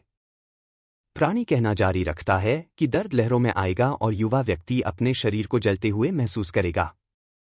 जीव कहता है कि वह गैंग बॉस के दयनीय चेहरे को भीख मांगते हुए देखने के लिए इंतजार नहीं कर सकता, लेकिन अचानक योकी कुछ देखकर हैरान होता है और उसकी आंखें भ्रम में चौड़ी हो जाती हैं, इससे पहले कि वह किसी के द्वारा पकड़े गए अग्निशामक को जलाए। अग्निशामक पकड़े हुए व्यक्ति नायक है, जो पूछता है कि क्या वह चीज वास्तव में एक राक्षस है। बिना एक सेकंड सोचे वह अग्निशामक को प्राणी के चेहरे पर छिड़कता है। अपनी सारी ताकत से सब कुछ धुएं में ढक देता है। वह लीवर को दबाते रहता है ताकि उसके दुश्मन को कोई मौका न मिले। धुएं का फायदा उठाते हुए वह दौड़ता है और धातु के सिलेंडर का उपयोग एक हथियार के रूप में करता है। योकी के सिर पर वार करता है। वार इतना मजबूत है कि विपक्षी पीछे की ओर फेंका जाता है, आश्चर्यजनक हमले पर प्रतिक्रिया करने में असमर्थ। इस तरह वार पूरी ताकत से राक्षस पर लगता है, वस्तु के प्रभाव की शक्ति को दिखाते हुए। नायक फिर पास जाकर पूछता है कि वह महिला जो बलिदान के रूप में उपयोग की गई थी कहाँ है। उस क्षण प्राणी अपनी विकृत पूंछें प्रकट करता है और युवा व्यक्ति को घेर लेता है।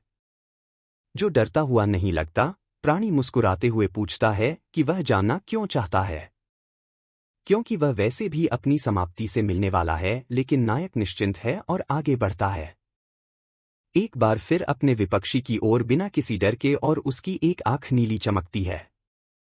वह अजीब प्राणी के कंधे पर जोर से काटता है। राक्षस पूरी तरह से चौंक जाता है और सोचता है दुनिया में क्या हो रहा है, युवा व्यक्ति की आंख में नीली चमक को देखकर। योकी सोचता है कि क्या वह हमेशा से एक दोस्त था। फिर वह कहता है कि नायक उसकी जाति का नहीं लगता और उसे अपने बलिदान को चुराने का आरोप लगाता है, लेकिन वह जल्द ही समझता है कि आज के राक्षस बेकार हैं। यह नहीं जानने के लिए कि विपक्षी मजबूत है, उसकी एक पूंछ करीब आती है और वह युवा व्यक्ति से कहता है कि वह शर्म में जीना बंद कर दे और बस समाप्त हो जाए। अचानक राक्षस की जेब में एक नीली रोशनी प्रकट होती है और वह उस पर भ्रमित हो जाता है। योकी एक छोटा नीला पत्थर निकालता है जो उसके हाथों में तीव्रता से चमक रहा था। रहस्यमय वस्तु लगातार गूंजती है और वह सोचता है कि इसका कारण क्या है। फिर वह समझता है कि इसका मतलब है कि निचले लोक से एक कनेक्शन पास में है, मुस्कुराते हुए। यह इसे आकर्षक लगता है क्योंकि ऐसा पिछले 300 वर्षों में नहीं हुआ है, लेकिन बिना चेतावनी के प्राणी नायक पर एक शक्तिशाली वार करता है। उसे जमीन पर गिरा देता है, नायक बेहोश हो जाता है। और प्राणी कहता है कि वह आज उसे जीने देगा क्योंकि उसके पास अच्छा बैकअप है। फिर यह सोचता है कि निचले लोक के लोग इतने कमजोर व्यक्ति के साथ सौदा क्यों करेंगे, एक अजीब फल पकड़ते हुए। दानव कहता है कि उसने हमेशा अंडरवर्ल्ड से किसी से मिलने की इच्छा रखी है। वह गर्व से कहता है कि वह वास्तव में नायक से बेहतर काम करेगा। फिर वह मास्क से फुसफुसाता है कि अगर वे देख रहे हैं तो उन्हें बस कॉल करना है। हम एक वाहन को तेज गति से देखते हैं। 2 आदमी एक ट्रक में आते हैं एक स्थान पर और उनमें से एक पूछता है कि क्या यह बैठक का स्थान है।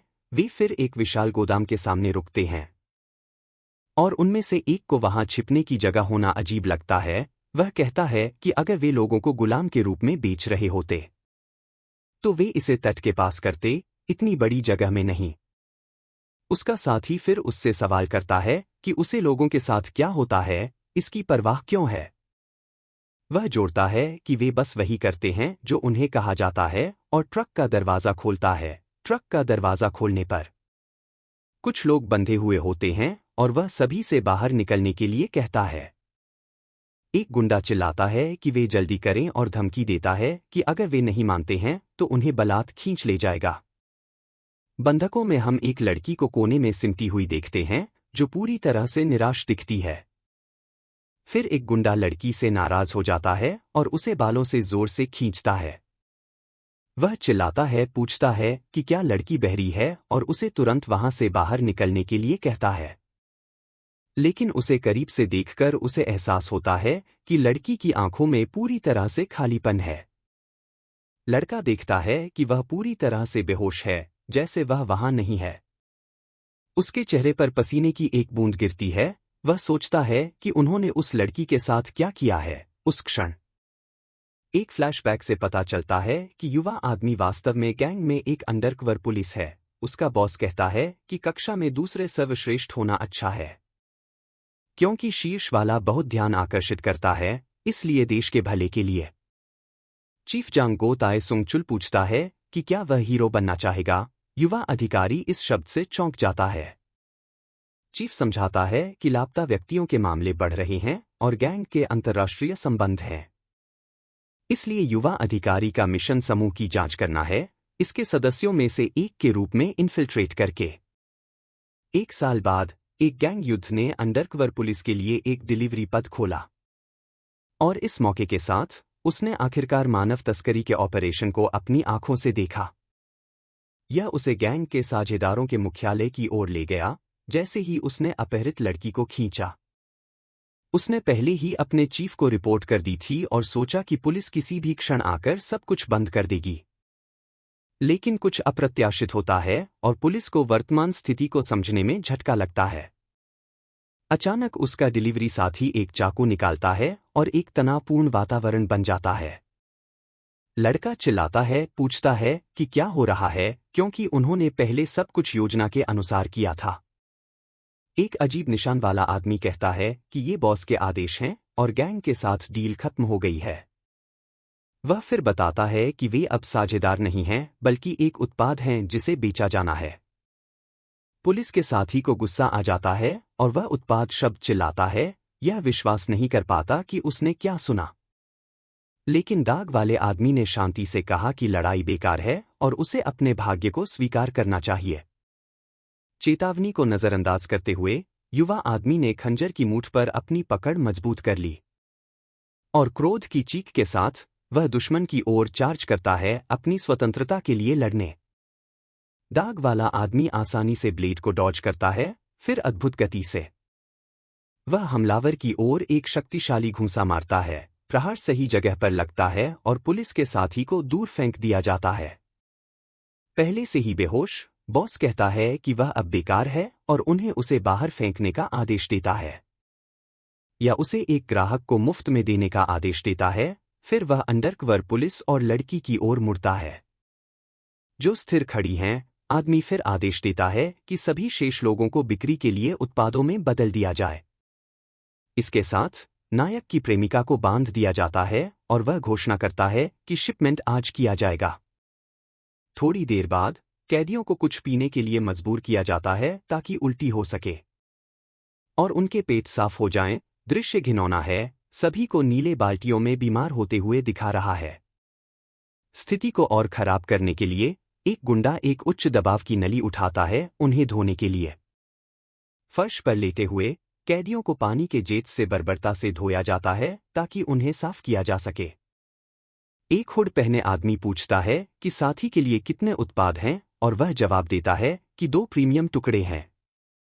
बॉस इशारा करता है और आदेश देता है कि 2 को प्रीमियम के रूप में पैक किया जाए और बाकी को मानक के रूप में। इसके बाद उन्हें सभी को लाइन में खड़ा किया जाता है और हुड पहने हुए लोगों द्वारा दूसरे कमरे में ले जाया जाता है। पुलिस समझता है कि उन्हें निकासी के लिए तैयार किया जा रहा है और उन्हें पागल कहता है, लेकिन वह सोचता है कि उसे बस थोड़ी देर और पकड़ना है क्योंकि बैकअप रास्ते में है। दृढ़ निश्चय के साथ अधिकारी स्थिर खड़ा होता है, उसकी मदद का इंतजार करते हुए। प्रेमिका पूरी उम्मीद खो चुकी लगती है। पूरी तरह से खाली नजर के साथ पुलिस फिर उससे पहले हुई घटना के लिए माफी मांगता है। उसका ध्यान आकर्षित करने की कोशिश करते हुए वह फिर लड़की से कहता है कि वह वहां बने रहें और हार न माने क्योंकि मदद रास्ते में थी। उस क्षण में उसे एहसास होता है कि प्रोत्साहन के ये शब्द भी उसके लिए थे, लेकिन अचानक उसकी आंखें कुछ चौंकाने वाली चीज पर पूरी आतंक में चौड़ी हो जाती हैं। पुलिस फिर कई अलमारियों को देखता है जो शवों से भरी हुई हैं, एक भयानक तरीके से स्टैक्ड हैं, आतंक को नकारने के लिए जो उसने महसूस किया। उसने खुद को इस दुःस्वप्न में चलते रहने के लिए मजबूर किया। फिर हम एक अंधेरे भवन को देखते हैं। हम अपने नायक को देखते हैं जिसकी आंखें बंद हैं। तभी वह अंततः एक नींद या मजबूर ब्लैकआउट से जागता है। नायक एक अपरिचित बिस्तर में जागता है और समझता है कि वह अब अपनी आखिरी लड़ाई की जगह पर नहीं है। पूरी तरह से भ्रमित नायक सोचता है कि वह कहाँ है और सामना के बाद क्या हुआ। फिर उस योगी के खिलाफ लड़ाई की एक याद उसके मन में बहुत स्पष्ट रूप से आती है। वह अपने वर्तमान स्थिति को समझने की कोशिश करते हुए उस दानव की याद को संसाधित करता हुआ प्रतीत होता है। अचानक एक रहस्यमय महिला बेडरूम के दरवाजे पर प्रकट होती है और पूछती है कि क्या उसने सोया। खैर, नायक आश्चर्यचकित और पूरी तरह से चकित होकर महिला से पूछता है कि वह वास्तव में कौन है। वह फिर अपना परिचय देने लगती है और बताती है कि वह उस टैरो बार की मालिक थी जो आग में जल गया। महिला यह भी दावा करती है कि उसने नायक की जान को उन घातक लपटों से बचाया और अंत में वह कहती है कि वह भी वही व्यक्ति है जो उसके जैसे योगी को बाहर निकालती है। खुद को एक एक्सॉर्सिस्ट कहते हुए युवक गुस्से में अपने दांत पीसता है और याद करता है कि जिसने उस पर हमला किया था उसने भी यही कहा था, जिससे वह गुस्से में चिल्लाता है। पूछता है कि सब लोग किस बारे में बात कर रहे हैं और यह इनकार करता है कि वह एक योगी है, लेकिन महिला बस उसे चुप रहने के लिए कहती है और कहती है कि उसने उसे केवल इसलिए बचाया क्योंकि वह उपयोगी हो सकता है। फिर महिला उसे धमकी देती है, कहती है कि वह कभी भी उसे बाहर निकाल सकती है और इसके अलावा अपने हाथ में एक चाकू लेकर वह उसे घूरती है और उसकी स्थिति की व्याख्या जारी रखती है। फिर वह नायक के शरीर को देखती है और कहती है कि कोई सामान्य मानव ऐसा शरीर नहीं रखता। इस पर नायक अपने हाथों को देखता है, हैरान और भ्रमित कि क्या हो रहा है। एक्सॉर्सिस्ट बताती है कि एक योगी पुनर्जनन कर सकता है, यहां तक कि एक छिद्रित दिल या कटे हुए अंगों के साथ। वह जोड़ती है कि जब तक सिर सही सलामत है वे कीड़े की तरह पुनर्जनित होते हैं। नायक फिर उसे रोकता है और पूछता है कि योगी क्या है। खैर, महिला अपनी सिगरेट से एक कश लेती है। वह बताती है कि वे ऐसे प्राणी हैं जो जीने के लिए मानव शरीर चुराते हैं। लोगों के बीच छिपे हुए उस भयावह कमरे में वे चलते रहते हैं। पहले जो अंडरकवर पुलिस वाला हमने देखा था वह वहां है और पूरी आतंक में सोचता है कि यह क्या है। एक हुड पहने आदमी उसके पास आता है और बिना चेतावनी के उसके गले पर एक अजीब डिवाइस लगाता है। वस्तु सामने वाले गुंडे को एक जोरदार झटका देती है। झटके से युवक जमीन पर गिर जाता है बेबस, जबकि अन्य उसे देखते हैं। जमीन पर लेटा गुंडा दर्द में तड़पता है। आश्चर्यजनक हमले के बाद उठने में असमर्थ अंडरकवर पुलिस वाला चिल्लाता है।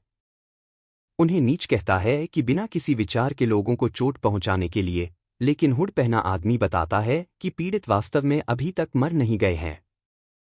एक सफेद बालों वाला आदमी प्रकट होता है और बताता है कि उसने केवल उनकी रीढ़ की हड्डियों को क्षतिग्रस्त किया है ताकि उन्हें लकवा मार सके। वह आगे कहता है कि अब वे देख सकते हैं, सुन सकते हैं और डर महसूस कर सकते हैं, लेकिन वे हिल नहीं सकते। खलनायक मुस्कुराता है और इसे घर की विशेषता कहता है, आलसी ग्राहकों के लिए एक उत्पाद। अधिकारी क्रोधित है और चिल्लाता है कि पुलिस किसी भी क्षण उन्हें गिरफ्तार करने के लिए आएगी।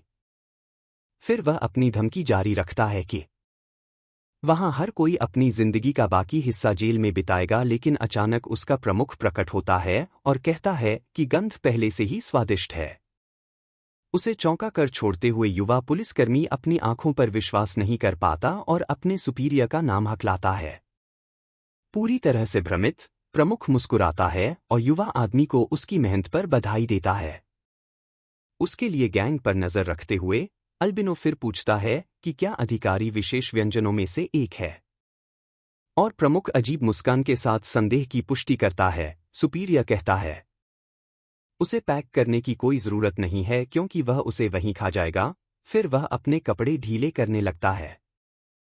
पूरी तरह से नंगा होकर वह फिर पास आता है और कहता है कि वह बहुत भूखा है, जिससे पुलिसकर्मी पूरी तरह से घबरा जाता है। पूरी आतंक में युवा आदमी अपने प्रमुख से पूछता है कि वह अब क्या कर रहा है। सुपीरियर कहता है कि उसके पास 2 घंटे में एक बैठक है और इसलिए उसके पास बदलने का समय नहीं है। पुलिसकर्मी घबरा जाता है और उसका प्रमुख उसे बस चुप रहने और न हिलने के लिए कहता है। फिर अचानक उसके सुपीरियर का चेहरा अजीब तरीके से खुलने लगता है। पुलिसकर्मी अपने पूर्व प्रमुख के विकृत रूपांतरण से पूरी तरह से आतंकित है। प्राणी फिर कहता है कि पुलिसकर्मियों के डर की गंध मीठी है। बातचीत में लौटते हुए नायक पूछता है कि क्या वे मनुष्यों के साथ मिलकर लोगों को खाते हैं। एक्सोर्सिस्ट इसकी पुष्टि करता है और कहता है कि दुनिया में कई अपराध वास्तव में इन आत्माओं का काम है। वह जोड़ती है कि वे बस मनुष्यों का शिकार करने और उन पर भोजन करने की कोशिश कर रहे हैं। फिर वह पर्दे को पकड़ती है और उसे खींचती है। फिर वह यह प्रकट करती है कि उसने वास्तव में नहीं सोचा था कि यह वह है, बल्कि उसका बॉस गुटेसोंग है। लेकिन वह कहती है कि कुछ हुआ और एक पर्दा खींचती है जो दूसरी तरफ क्या है यह दिखाती है। पर्दे के पीछे हम उसके बॉस को देखते हैं जो सभी पट्टियों में लिपटा हुआ है और वह कहती है कि वह बस एक सामान्य खलनायक था। तिरस्कार के साथ वह उसे साधारण और घृणित मानव कचरा कहती है। हमारा नायक अपने पूर्व गैंग बॉस की दयनीय स्थिति देखकर चकित है। आदमी बेहोश और पूरी तरह से हार चुका प्रतीत होता है। अस्पताल के बिस्तर में हमें नायक और उसके दोस्त का एक फ्लैशबैक मिलता है जो एक सूट में है। रात में एक अंधेरी सड़क पर चलते हुए उनमें से एक नायक से पूछता है कि वह इसे और कितने समय तक करने की योजना बना रहा है। नायक प्रश्न के कारण पर सवाल उठाता है और उसे याद दिलाता है कि उन्होंने एक साथ आगे बढ़ने का वादा किया था। ताई सुंग कहता है कि उसकी याददाश्त अच्छी है और टिप्पणी करता है कि उस वादे को हुए 5 साल हो गए हैं। लेकिन वह कहता है कि इस बार नायक को उसके साथ पूरी तरह से जाने की जरूरत नहीं है और उसे शपथ से मुक्त करता है। अचानक बदलाव से चकित नायक इस अजीब व्यवहार का कारण पूछता है। अचानक एक महिला उनके सामने प्रकट होती है और उसका साथी पूछता है कि उसका मतलब क्या था। हम देखते हैं कि एक युवा महिला शांत चेहरे के साथ दोनों पुरुषों की ओर बढ़ रही है। साथी फिर उसे नमस्ते कहता है और नायक को इतनी देर तक बाहर रखने के लिए माफी मांगता है। फिर वह नायक को बताता है कि इस यात्रा में नायक को उसके साथ पूरी तरह से नहीं जाना चाहिए, और इसके साथ ही वह समझाता है कि उसके दोस्त को सामान्य जीवन जीने का मौका मिला है और न कि एक दानव की तरह। वर्तमान में नायक भूत प्रेत से पूछता है कि वह उस आत्मा को कैसे ढूंढ सकता है। महिला फिर उसकी ओर देखती है और पूछती है कि जब वह अंततः अपने लक्ष्य को पाएगा तो वह क्या करेगा। वह कहता है कि उस दानव ने उससे दुनिया का सबसे कीमती व्यक्ति छीन लिया और वह सब कुछ खत्म कर देगा। महिला कहती है कि वह उपयोगी हो सकता है, लेकिन उसे चेतावनी देती है कि उसे उस प्राणी को हराने का कोई मौका नहीं है। नायक फिर बताता है कि उसके सपने में आग ने उससे बात की, जिससे भूत प्रेत भ्रमित हो गया। वह समझाता है कि आग ने कहा कि जो कुछ भी आत्मा के साथ है, चाहे वह जो भी हो, एक डरावने चेहरे के साथ वह खत्म करता है, कहकर कि यह उसे शक्ति देगा। फिर दृश्य एक प्रदर्शन में कट जाता है, जहां कोई व्यक्ति सजा के बारे में शिकायत कर रहा है। एक भयानक अपराधी की। हम कई प्रदर्शनकारियों को देखते हैं जिनके पास संकेत हैं जो मांग कर रहे हैं कि उस आदमी को तुरंत जेल भेजा जाए। पुलिस अधिकारी भीड़ को देखते हैं जब यह पता चलता है कि अपराधी एक सप्ताह पहले रिहा हुआ था। एक रिपोर्टर समझाता है कि प्रदर्शनकारियों के अलावा कुछ स्ट्रीमर पर एक अराजक दृश्य बना रहे हैं। एक स्ट्रीमर चिल्लाता है कि अपराधी बाहर आए और एक असली आदमी की तरह लड़े। बिना छिपे एक टैटू वाला आदमी अपने दर्शकों से वादा करता है कि वह घर में घुस जाएगा जैसे ही वह 1000 दृश्य प्राप्त करेगा। एक और स्ट्रीमर कहता है कि वह अपराधी की मृत्यु के लिए प्रार्थना करने के लिए 20 कप रामेन खाएगा। भीड़ चिल्लाने और एक दूसरे को धक्का देने में लगी रहती है, जिससे सड़क पर एक बड़ा हंगामा होता है। घर के अंदर अपराधी शोर की शिकायत करता है और सोचता है कि बाहर सभी लोग किस बारे में बात कर रहे हैं। फिर वह अपना इलेक्ट्रॉनिक एंकल मॉनिटर दिखाता है और कहता है कि उसने पहले ही जेल में अपनी सजा पूरी कर ली है। एक पागल नज़र के साथ वह सोचता है कि शायद उसे यह सहन नहीं करना चाहिए और बस सभी को खत्म कर देना चाहिए। उसकी नज़र उसकी सारी पागलपन और अंधेरे इरादों को प्रकट करती है। शोर मचाती भीड़ के खिलाफ अचानक हमारा नायक अपराधी के सामने प्रकट होता है, एक हथौड़ी के साथ और बहुत गंभीर नज़र के साथ। अपराधी फिर पूछता है कि वह कौन है और वह अपने घर में कैसे आया। बिना जवाब दिए नायक बस अपराधी को एक ठंडी और दृढ़ नज़र से घूरता है। दृश्य फिर बातचीत में लौटता है और महिला पूछती है कि क्या प्राणी ने उसे बलिदान के बदले शक्ति की पेशकश की। नायक फिर महिला की शंका की पुष्टि करता है, एक साधारण और बहुत सीधे उत्तर के साथ। महिला फिर अपने सिगरेट से एक और कश लेती है, जबकि सोचते हुए दृढ़ नज़र से वह उसकी ओर मुड़ती है और प्रस्ताव देती है कि वे एक सौदा करें। नायक प्रस्ताव से चकित होता है और शब्द सौदा दोहराता है। पूरी तरह से समझ नहीं पाते हुए वह समझाती है कि वह उसे खलनायकों की एक सूची देगी जिन पर योगी होने का संदेह है, ताकि वह जाकर उन्हें खत्म कर सके। वह कहती है कि अगर वे योगी हैं, यह उसके लिए अच्छा है क्योंकि वह उन्हें व्यायाम करवा सकती है और उसके लिए क्योंकि वह बिना हिचकिचाहट के शक्ति प्राप्त कर सकता है। नायक इस सौदे को स्वीकार करता है, लेकिन कहता है कि उसके पास एक छोटी सी शर्त है। वह फिर पूछता है कि कितने संदिग्ध हैं और क्या वे उसे उस स्वर को हराने के लिए पर्याप्त हैं जिसे क्वी कहा जाता है। आत्मविश्वास भरी मुस्कान के साथ महिला उसे बताती है कि उसे इसके बारे में बिल्कुल भी चिंता करने की जरूरत नहीं है। वह यह सुनिश्चित करती है कि जब बात खलनायकों की हो तो चारों ओर पर्याप्त है। पिछले अपराधी के अपार्टमेंट में नायक सवाल करता है कि वह वास्तव में क्या है। पूरी तरह से उलझन में अपराधी केवल सवाल को दोहराता है, कुछ भी समझ नहीं पा रहा है।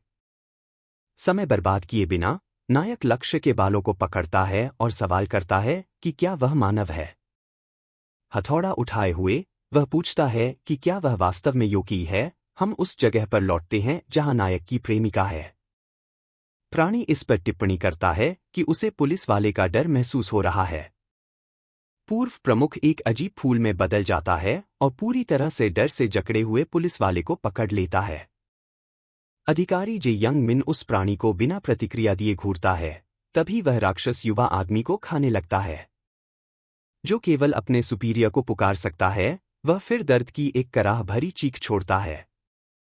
जैसे ही वह योगी द्वारा खाया जाता है, श्वेतकाय केवल अपने पीछे अपने गुर्गे की ओर देखता है और पूछता है कि क्या वह बहुत भूखा है। वह फिर प्रेमिका की ओर इशारा करता है, कहता है कि वह दूसरी डिश है। हम देखते हैं कि नायक की प्रेमिका प्राणी को पुलिस वाले को खाते हुए देख रही है।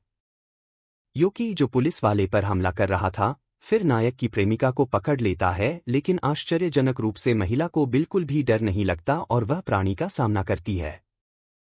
राक्षस सोचता है कि क्या वह पागल हो गई है और अपनी आत्मा को खाने में असमर्थता पर अफसोस करता है। हालांकि यह कहता है कि उसका मांस उच्च गुणवत्ता का लगता है और हमले की तैयारी करता है। प्राणी फिर अपने विकृत मुंह को खोलता है, महिला पर बिना दया के हमला करने के लिए तैयार होता है। हालांकि महिला थोड़ी मुस्कान देती है और सोचती है कि आखिरकार इसमें ज्यादा समय नहीं लगा। एक शांत नजर के साथ वह कहती है कि वह अब एक आदमी के पास जा सकती है जिसका नाम दो जिन है। अचानक श्वेतकाय दूसरे राक्षस के हाथ को पकड़ लेता है। महिला पर हमले से रोकते हुए सफेद बाल वाला माफी मांगता है और कहता है कि वह उसके लिए एक और विशेष डिश तैयार करेगा और गंभीर नजर से वह यह बताता है कि यह मानव उपभोग करने के लिए उत्पाद नहीं है। दूसरा राक्षस गुस्से में हो जाता है और पूछता है कि वह उसके भोजन में क्यों बाधा डाल रहा है। प्राणी फिर चिल्लाता है कि उसे वह मानव पसंद था और वह उसे अभी खाने वाला है। श्वेतकाय उससे धैर्य रखने के लिए कहता है और अगले दिन के लिए एक और विशेष डिश का वादा करता है, लेकिन राक्षस चिल्लाता है कि वह अभी भूखा है। फिर योकी अपनी टैंट्रम जारी रखता है और सफेद बाल वाले को हस्तक्षेप न करने के लिए कहता है। श्वेतकाय फिर उसे एक डरपोक कहता है जो आत्माओं को भी नहीं खिला सकता है। वह प्राणी से शांत होने के लिए कहता है और उसे ठंडी नजर से घूरता है, जिससे राक्षस डर जाता है और माफी मांगता है। वह कहता है कि वह पल में बह गया था। फिर सफेद बाल वाला अपने गुर्गे की ओर मुड़ता है और उसे बताता है कि वह प्रमुख के लिए एक और व्यंजन तैयार करे। चेहर पर निशान वाले आदमी ने सहमति जताई और कहता है कि उसने आदेश को पूरी तरह से समझ लिया है। सब कुछ तय होने के बाद एल्बिनो नायक की प्रेमिका की ओर लौटता है। वह फिर उससे सामना करता है और कहता है कि वह उसे बिक्री और उपभोग के लिए उत्पादों की सूची से हटा देगा। सफेद बाल वाला आदमी मुस्कुराते हुए कहता है कि शायद वह एक दोस्त के बारे में बात कर रही है। इस पर हम उस बातचीत में लौटते हैं जहां नायक याद करता है कि उसका शरीर अजीब तरीके से पुनर्जनित होता है। उसके शरीर पर अजीब चीजें फिर से सिकुड़ जाती हैं और अधिक सामान्य रूप में लौट आती हैं। युवा आदमी अपने हाथ को देखता है और टिप्पणी करता है कि यह शरीर शिकार के लिए काफी सुविधाजनक है। महिला उसकी तारीफ करती है, कहती है कि वह जल्दी सीखता है और उसे याद दिलाती है कि पुनर्जनन तब तक काम करता है जब तक सिर सही सलामत है। लेकिन एक्सॉर्सिस्ट चेतावनी देती है कि उसके लिए योकाई के बारे में जानने के लिए एक और महत्वपूर्ण बात है। वह समझाती है कि एक राक्षस भोजन करने के दो तरीके होते हैं, पहला मानव मांस को डिवार करना और दूसरा व्यक्ति की आत्मा को उस डर का उपयोग करके चूसना जो वे महसूस करते हैं। इसलिए वह डर के बारे में पूछता है। महिला जानकारी की पुष्टि करती है और कहती है कि एक योकाई उस मानव की आत्मा को अवशोषित कर सकता है जो उससे डरता है। वह प्रकट करती है कि उसके पास अभी भी एक मानव आत्मा है और इसलिए नायक को कभी भी उनसे डर नहीं महसूस करना चाहिए। दृश्य फिर से टकराव पर लौटता है और नायक लक्ष्य के बालों को पकड़ता है, उसकी पहचान पर सवाल उठाते हुए हथौड़ी उठाए हुए। वह सवाल को दोहराता है, यह जानने की इच्छा करता है कि क्या वह आदमी मानव है या राक्षस। अपराधी पूरी तरह से घबरा जाता है और चिल्लाता है कि नायक यह बिना किसी दया के क्यों कर रहा है।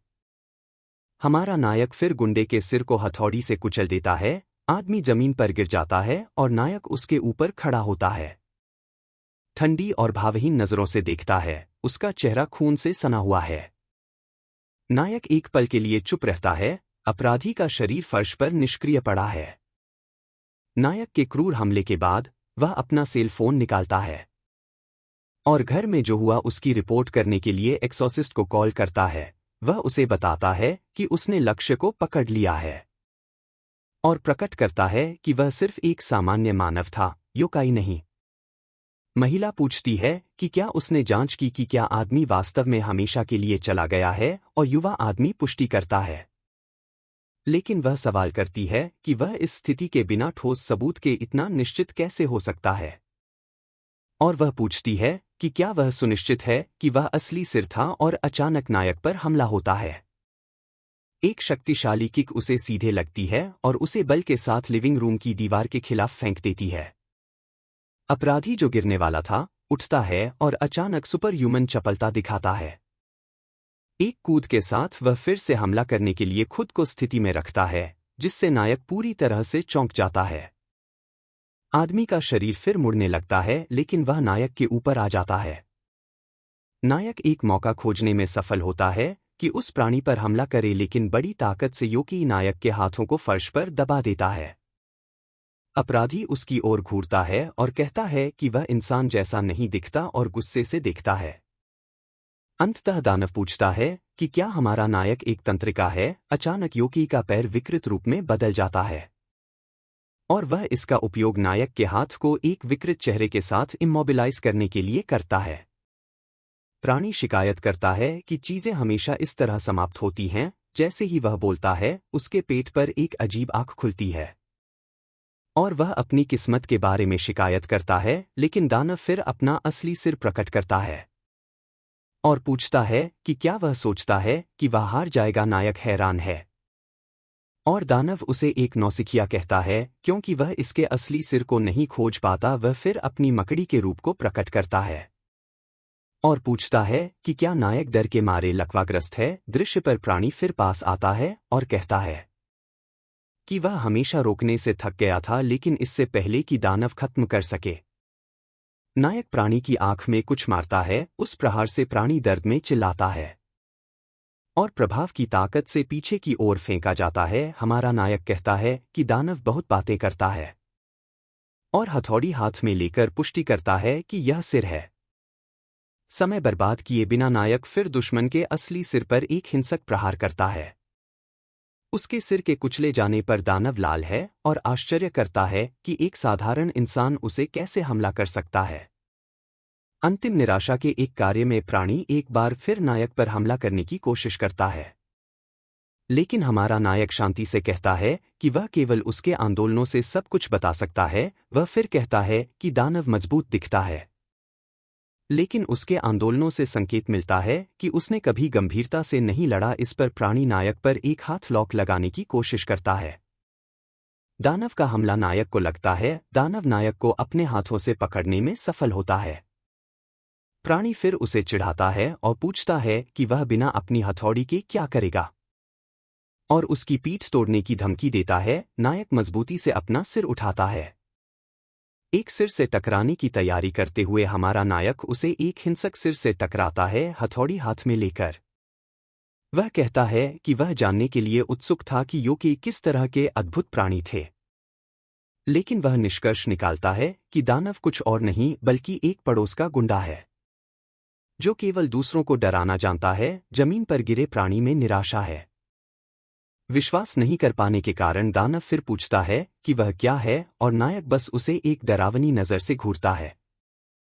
दृश्य उस बातचीत पर लौटता है जहां महिला उसे चेतावनी देती है कि कभी भी योकी से न डरे, नहीं तो वह निगल लिया जाएगा। यह सुनकर युवक बस एक छोटी मुस्कान देता है, जैसे कि उसे उसकी सिफारिश मजेदार लगती है। तंत्रिका फिर भ्रमित हो जाता है और उससे पूछता है क्या इतना मजेदार है। वह अपने हाथ को देखता है और पूछता है कि क्या वह वास्तव में सोचती है कि उसके अंदर अभी भी डर है और नफरत से भरी नजरों के साथ। वह कहता है कि उसे उन लोगों से डर नहीं लगता जिन्होंने उससे सब कुछ छीन लिया। फिर वह कहता है कि अब से डरने वाला वह नहीं बल्कि योकी है, और अपनी चमकती आंखों के साथ वह उस प्राणी को अंतिम झटका देता है। कुछ समय बाद अब मृत योकी के अपार्टमेंट के दरवाजे पर कुछ दस्तक होती है। बाहर वे घोषणा करते हैं कि उसका इलेक्ट्रॉनिक उपकरण खराब हो गया है और दरवाजा तोड़ने की धमकी देते हैं। एक अधिकारी फिर गुस्से में चिल्लाता है, पूछता है कि क्या आदमी सोचता है कि वह एंकल मॉनिटर काट सकता है और भाग सकता है। लेकिन जैसे ही वे जगह में प्रवेश करते हैं, अधिकारी पूरी तरह से हैरान है। वह और उसका साथी आतंक में जड़ हो जाते हैं और दूसरा अधिकारी तो उल्टी करने से रोकने के लिए अपना मुंह भी ढक लेता है। उनमें से एक फिर चिल्लाता है कि यह एक अपराध स्थल है, क्योंकि लक्ष्य का शरीर फर्श पर बिखरा हुआ है। फिर हम एक बहुत बड़े अस्पताल को देखते हैं। अगला एक समाचार रिपोर्ट बताता है कि अपराधी घर पर मृत पाया गया। एक सप्ताह बाद रिहा होने के बाद समाचार यह भी कहता है कि उसे कार्डियक अरेस्ट हुआ था और उसका सिर और अन्य हिस्से क्षतिग्रस्त थे। पुलिस अब मामले की जांच कर रही है क्योंकि यह प्रतिशोध हत्या है। शरीर की स्थिति के कारण अस्पताल के कमरे में एक्सोसिस्ट का साथी पूछता है कि एक राक्षस जेल में क्यों जाएगा। महिला जवाब देती है कि न तो योकी खुद को प्रकट कर सकते हैं क्योंकि एक मजबूत राक्षस उन्हें बाहर निकाल लेगा। हीरो फिर भ्रमित हो जाता है और महिला से पूछता है कि उसने इसका क्या मतलब कहा। वह फिर समझाती है कि राक्षसों के लिए मनुष्य एक सीमित और बहुत महत्वपूर्ण खाद्य स्रोत हैं। इस उच्च स्तर के कारण योकी इस संसाधन का एकाधिकार करते हैं और चाहते हैं कि मनुष्य अनजान रहे। वह समझाती है कहकर कि मवेशियों का प्रबंधन करने का सबसे अच्छा तरीका यह है कि उन्हें यह न पता चले कि वे मवेशी हैं। महिला फिर एक उपमा बनाती है कहकर कि वे अपने क्षेत्र में परेशानी पैदा करने वाले किसी को भी खत्म कर देंगे। हीरो का साथी फिर पूछता है कि क्या उसने जो योकी को हराया था वह सिर्फ कोई नहीं था, और वह पुष्टि करती है। वह बताती है कि राक्षसों को 7 स्तरों में विभाजित किया गया है और कि अपराधी सबसे निचले स्तर का था। हमारा हीरो फिर अपनी मुट्ठी भींचता है और उनसे कहता है कि अगली बार उसे एक असली प्रतिद्वंद्वी ढूंढें। वह लड़की के बिस्तर की ओर देखता है और कहता है कि उसे बचाने के लिए मजबूत और तेज होना होगा। जल्द ही एक्सोसिस्ट फिर कहती है कि वह ऐसा करने वाली थी, लेकिन उसे चेतावनी देती है कि उसे आने वाले के लिए तैयार रहना चाहिए। गंभीर नज़र से वह उसे चेतावनी देती है कि यह एक शक्तिशाली राक्षस है और मानव कल्पना से परे है। उसे एक फोटो देते हुए हीरो तस्वीर लेता है और पूछता है कि क्या फोटो में आदमी एक राक्षस है और क्या वह इसके बारे में सुनिश्चित है। वह जवाब देती है कि यह निश्चित नहीं है, लेकिन इसमें उच्च संभावना है, और पूछता है कि क्या वह उसे जानता है। हीरो फिर फोटो को गंभीरता से देखता है, जवाब देता है कि वह उसे बहुत अच्छे से जानता है। फिर वह बताता है कि यह आदमी वही था जिसने उन्हें योकी शिकारी की इस दुनिया में लाया था। फोटो हाथ में लिए वह बताता है कि यह उनका पूर्व बॉस था, जिससे हीरो हैरान हो जाता है। हमें सालों पहले का एक और फ्लैशबैक मिलता है हीरो के बारे में। फ्लैशबैक में हम देखते हैं कि हीरो एक गुंडे को कुछ बार घूंसा मारता है। वह एक आश्चर्यजनक हमले से मारा जाने वाला था। उसे एक लोहे की छड़ से सिर पर मारा गया। हमलावर हीरो को गालियां देता है जब वह लड़खड़ाता है, लेकिन अचानक एक जूता उसकी दिशा में उड़ता है और आदमी बहुत ही सिनिस्टर तरीके से मुस्कुराता है। फिर हमारे हीरो का दोस्त जमीन पर पड़े गुंडे पर एक वार करता है। उसका दोस्त चिल्लाता है कि वह उठे नहीं तो उसे कुचला जाएगा, लेकिन ताई सुंग को जोर से फेंका जाता है और वह दुश्मन के हमलों पर प्रतिक्रिया नहीं कर पाता। इसके साथ ही दोनों युवा लोग जमीन पर पूरी तरह से हार जाते हैं मजबूत आदमी द्वारा। हीरो फिर ताई सुंग के लिए निराशा से चिल्लाता है जबकि खून उसके सिर से बह रहा है। अचानक एक समूह गुंडों का प्रकट होता है और नेता शिकायत करता है कि उसे बच्चों से निपटना पड़ रहा है। फिर वह पूछता है कि ये दोनों वयस्क मामलों में क्यों शामिल हुए और कहता है कि उन्हें पढ़ाई करनी चाहिए। हीरो फिर चिल्लाता है कि वे अनाथालय के बच्चों को अवैध चीजें बेचने के लिए मजबूर करते हैं। गैंग के नेता को परवाह नहीं है और पूछता है कि समस्या क्या है, क्योंकि वे सिर्फ अनाथ हैं। गुस्से से भरे चेहरे के साथ नायक गुंडे को गालियां देता है, खुद को रोक नहीं पाता। नेता फिर उन्हें चिंता न करने के लिए कहता है और कि वह उन्हें जीने देगा क्योंकि वे सिर्फ बच्चे हैं, लेकिन नेता कहता है कि फिर भी उन्हें उसे चुनौती देने की हिम्मत के लिए सजा दी जानी चाहिए। ठंडी नज़र से वह फिर अपने गुंडों को आदेश देता है कि वे दोनों युवा लोगों के पैरों को बर्बाद कर दें। वह कहता है कि वह ऐसा करेगा ताकि वे अपने जीवन में कभी भी एक वयस्क को चुनौती न दे सकें। अचानक एक रहस्यमय आवाज़ प्रकट होती है और पूछती है कि क्या उन्हें बच्चों के खिलाफ हथियारों का उपयोग करने में शर्म नहीं आती। दोनों युवा लोग हैरान होते हैं और उस आदमी को देखते हैं जो अचानक उनकी मदद के लिए प्रकट हुआ। वह उनका पूर्व बॉस था, जो उन्हें उस क्षेत्र में गलियों के कथित राजाओं के रूप में पहचानता है। ताइसुंग फिर उस आदमी से कहता है कि वह चले जाएं इससे पहले कि वह गंभीर रूप से घायल हो जाए। लेकिन नया व्यक्ति बस हंसता है और गुंडों की ओर चलना शुरू करता है। अपनी जैकेट उतारते हुए वह टिप्पणी करता है कि बड़े लोग दूसरों के मामलों में दखल देना पसंद करते हैं। गुंडे का बॉस भ्रमित होता है और पूछता है कि वह आदमी क्या कर रहा है। आत्मविश्वास भरी मुस्कान के साथ आदमी उन्हें चुनौती देता है और पूछता है कि क्या उसे पहले लड़ाई शुरू करनी चाहिए। इससे पहले कि वे प्रतिक्रिया कर सकें, बूढ़ा आदमी एक सटीक हमले के साथ एक गुंडे की आंखों में उंगली डालता है। उसने नेता की गर्दन पर वार किया, जो जोरदार प्रभाव से दर्द में चिल्लाता है। दुश्मन को प्रतिक्रिया देने का समय न देते हुए वह प्रतिकूल पर एक हिंसक लात के साथ हमले को जारी रखता है। नेता को गिराने के बाद वह युवाओं की ओर मुड़ता है और कहता है वह उन्हें सिखाने वाला है कि वास्तव में कैसे लड़ना है। वह अपनी पाठशाला जारी रखता है और कहता है कि समूह की लड़ाई में आप दुश्मनों को एक एक करके नहीं देख सकते। तभी एक गुंडा उसे बैट से हमला करने की कोशिश करता है, क्रोध में चिल्लाते हुए, लेकिन आदमी उसे सिर से पकड़ लेता है और समझाता है कि आपको पूरे समूह को एक ही दुश्मन के रूप में देखना चाहिए। इसके साथ ही वह गुंडे पर एक मुक्का मारता है और कहता है कि पहले सबसे कमजोर बिंदु पर हमला करें। जीतने के लिए जैसे ही गुंडा उड़ता है, बूढ़ा आदमी उसे हाथ से पकड़ लेता है। समय बर्बाद किए बिना आदमी दुश्मन पर एक और हिंसक और सटीक वार के साथ अपनी प्रदर्शनी जारी रखता है। जमीन पर दो गुंडों के साथ वह समझाता है कि महत्वपूर्ण बात यह नहीं है कि सभी प्रतिकूलों को गिराना है। फिर एक और गुंडा चाकू से पीछे से उस पर हमला करने की कोशिश करता है, लेकिन वह मुड़ता है और दुश्मन की गर्दन पर वार करता है, कहते हुए कि लक्ष्य उनकी लड़ने की इच्छा को तोड़ना है। वार सटीक है और गुंडा एक महत्वपूर्ण स्थान पर मारा जाता है।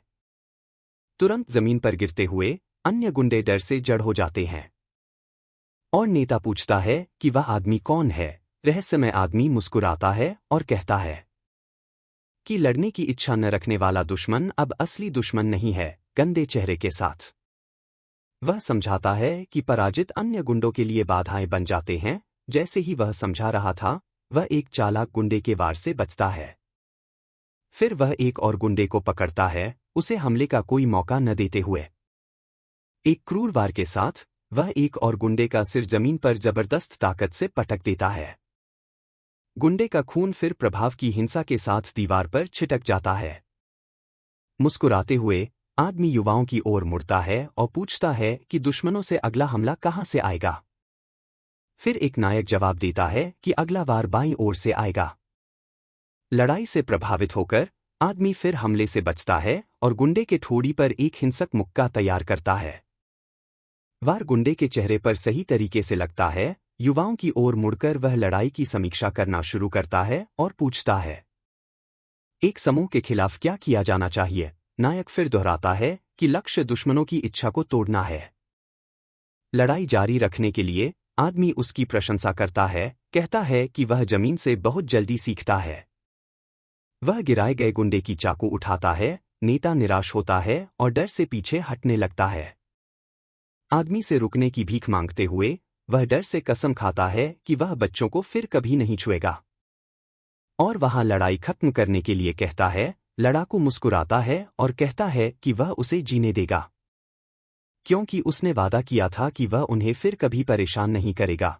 लेकिन वह कहता है कि गुंडे को अभी भी सजा दी जानी चाहिए और नेता की चीखते हुए दर्द में उसकी कंधे पर चाकू से हमला करता है। आदमी मुस्कुराता है और कहता है कि अब वह हाथ में चाकू लेकर वयस्कों को चुनौती नहीं देगा। वह कहता है कि लड़ाई ने उसकी भूख बढ़ा दी। जब गैंग के नेता दर्द में चिल्लाते हैं, सब कुछ तय हो जाता है। फिर वह दो युवकों की ओर मुड़ता है और पूछता है कि क्या उन्होंने कुछ खाया है, और एक दोस्ताना मुस्कान के साथ आदमी उन्हें खाने के लिए आमंत्रित करता है, कहता है कि वह उन्हें आज कुछ स्वादिष्ट खरीदेगा। वे फिर एक रेस्तरां में मिलते हैं। हम फिर देखते हैं कि बूढ़ा आदमी वहां है। हीरो अपने पूर्व बॉस को औपचारिक रूप से नमस्कार करता है। बूढ़ा आदमी हंसता है और कहता है कि वह बहुत समय से रिटायर है और अब वह गैंग बॉस नहीं है। गंभीरता से वह फिर टिप्पणी करता है कि उसने कहानी सुनी है और कि ताए सुंग का दोस्त घायल हो गया। हीरो फिर उदास चेहरे के साथ जानकारी की पुष्टि करता है। पूर्व बॉस फिर एक पेय लेता है और कहता है कि यही कारण है कि उसने हमेशा उन्हें गुंडा जीवन के बारे में चेतावनी दी। हीरो फिर याद करता है कि आदमी ने कहा था कि गुंडा होना जीवन भर का कर्म जमा करना है और वह विचार को पूरा करता है, कहता है कि एक दिन वह कर्म वापस आता है और यही कारण है कि वे हमेशा के लिए नहीं जीते। हीरो भी शांत होने और सब कुछ समझने के लिए एक पेय लेता है, लेकिन वह बताता है कि समस्या सिर्फ उसकी नहीं है। दोस्त और उसकी महिला भी दुश्मनों द्वारा ले ली गई थी। यह सुनकर पूर्व बॉस एक पल के लिए चुप रहता है। फिर हीरो अपनी सूट जैकेट के अंदर हाथ डालता है। इसके साथ ही हीरो टेबल पर एक चाकू रखता है और गंभीरता से अपने पूर्व गुरु का सामना करता है। ब्लेड में परछाई बूढ़े आदमी के चेहरे को दिखाती है। जब हीरो पूछता है कि क्या वह इंसान है और गुस्से से भरे चेहरे के साथ वह सवाल खत्म करता है, जानना चाहता है कि क्या उसका पूर्व बॉस इंसान है या राक्षस।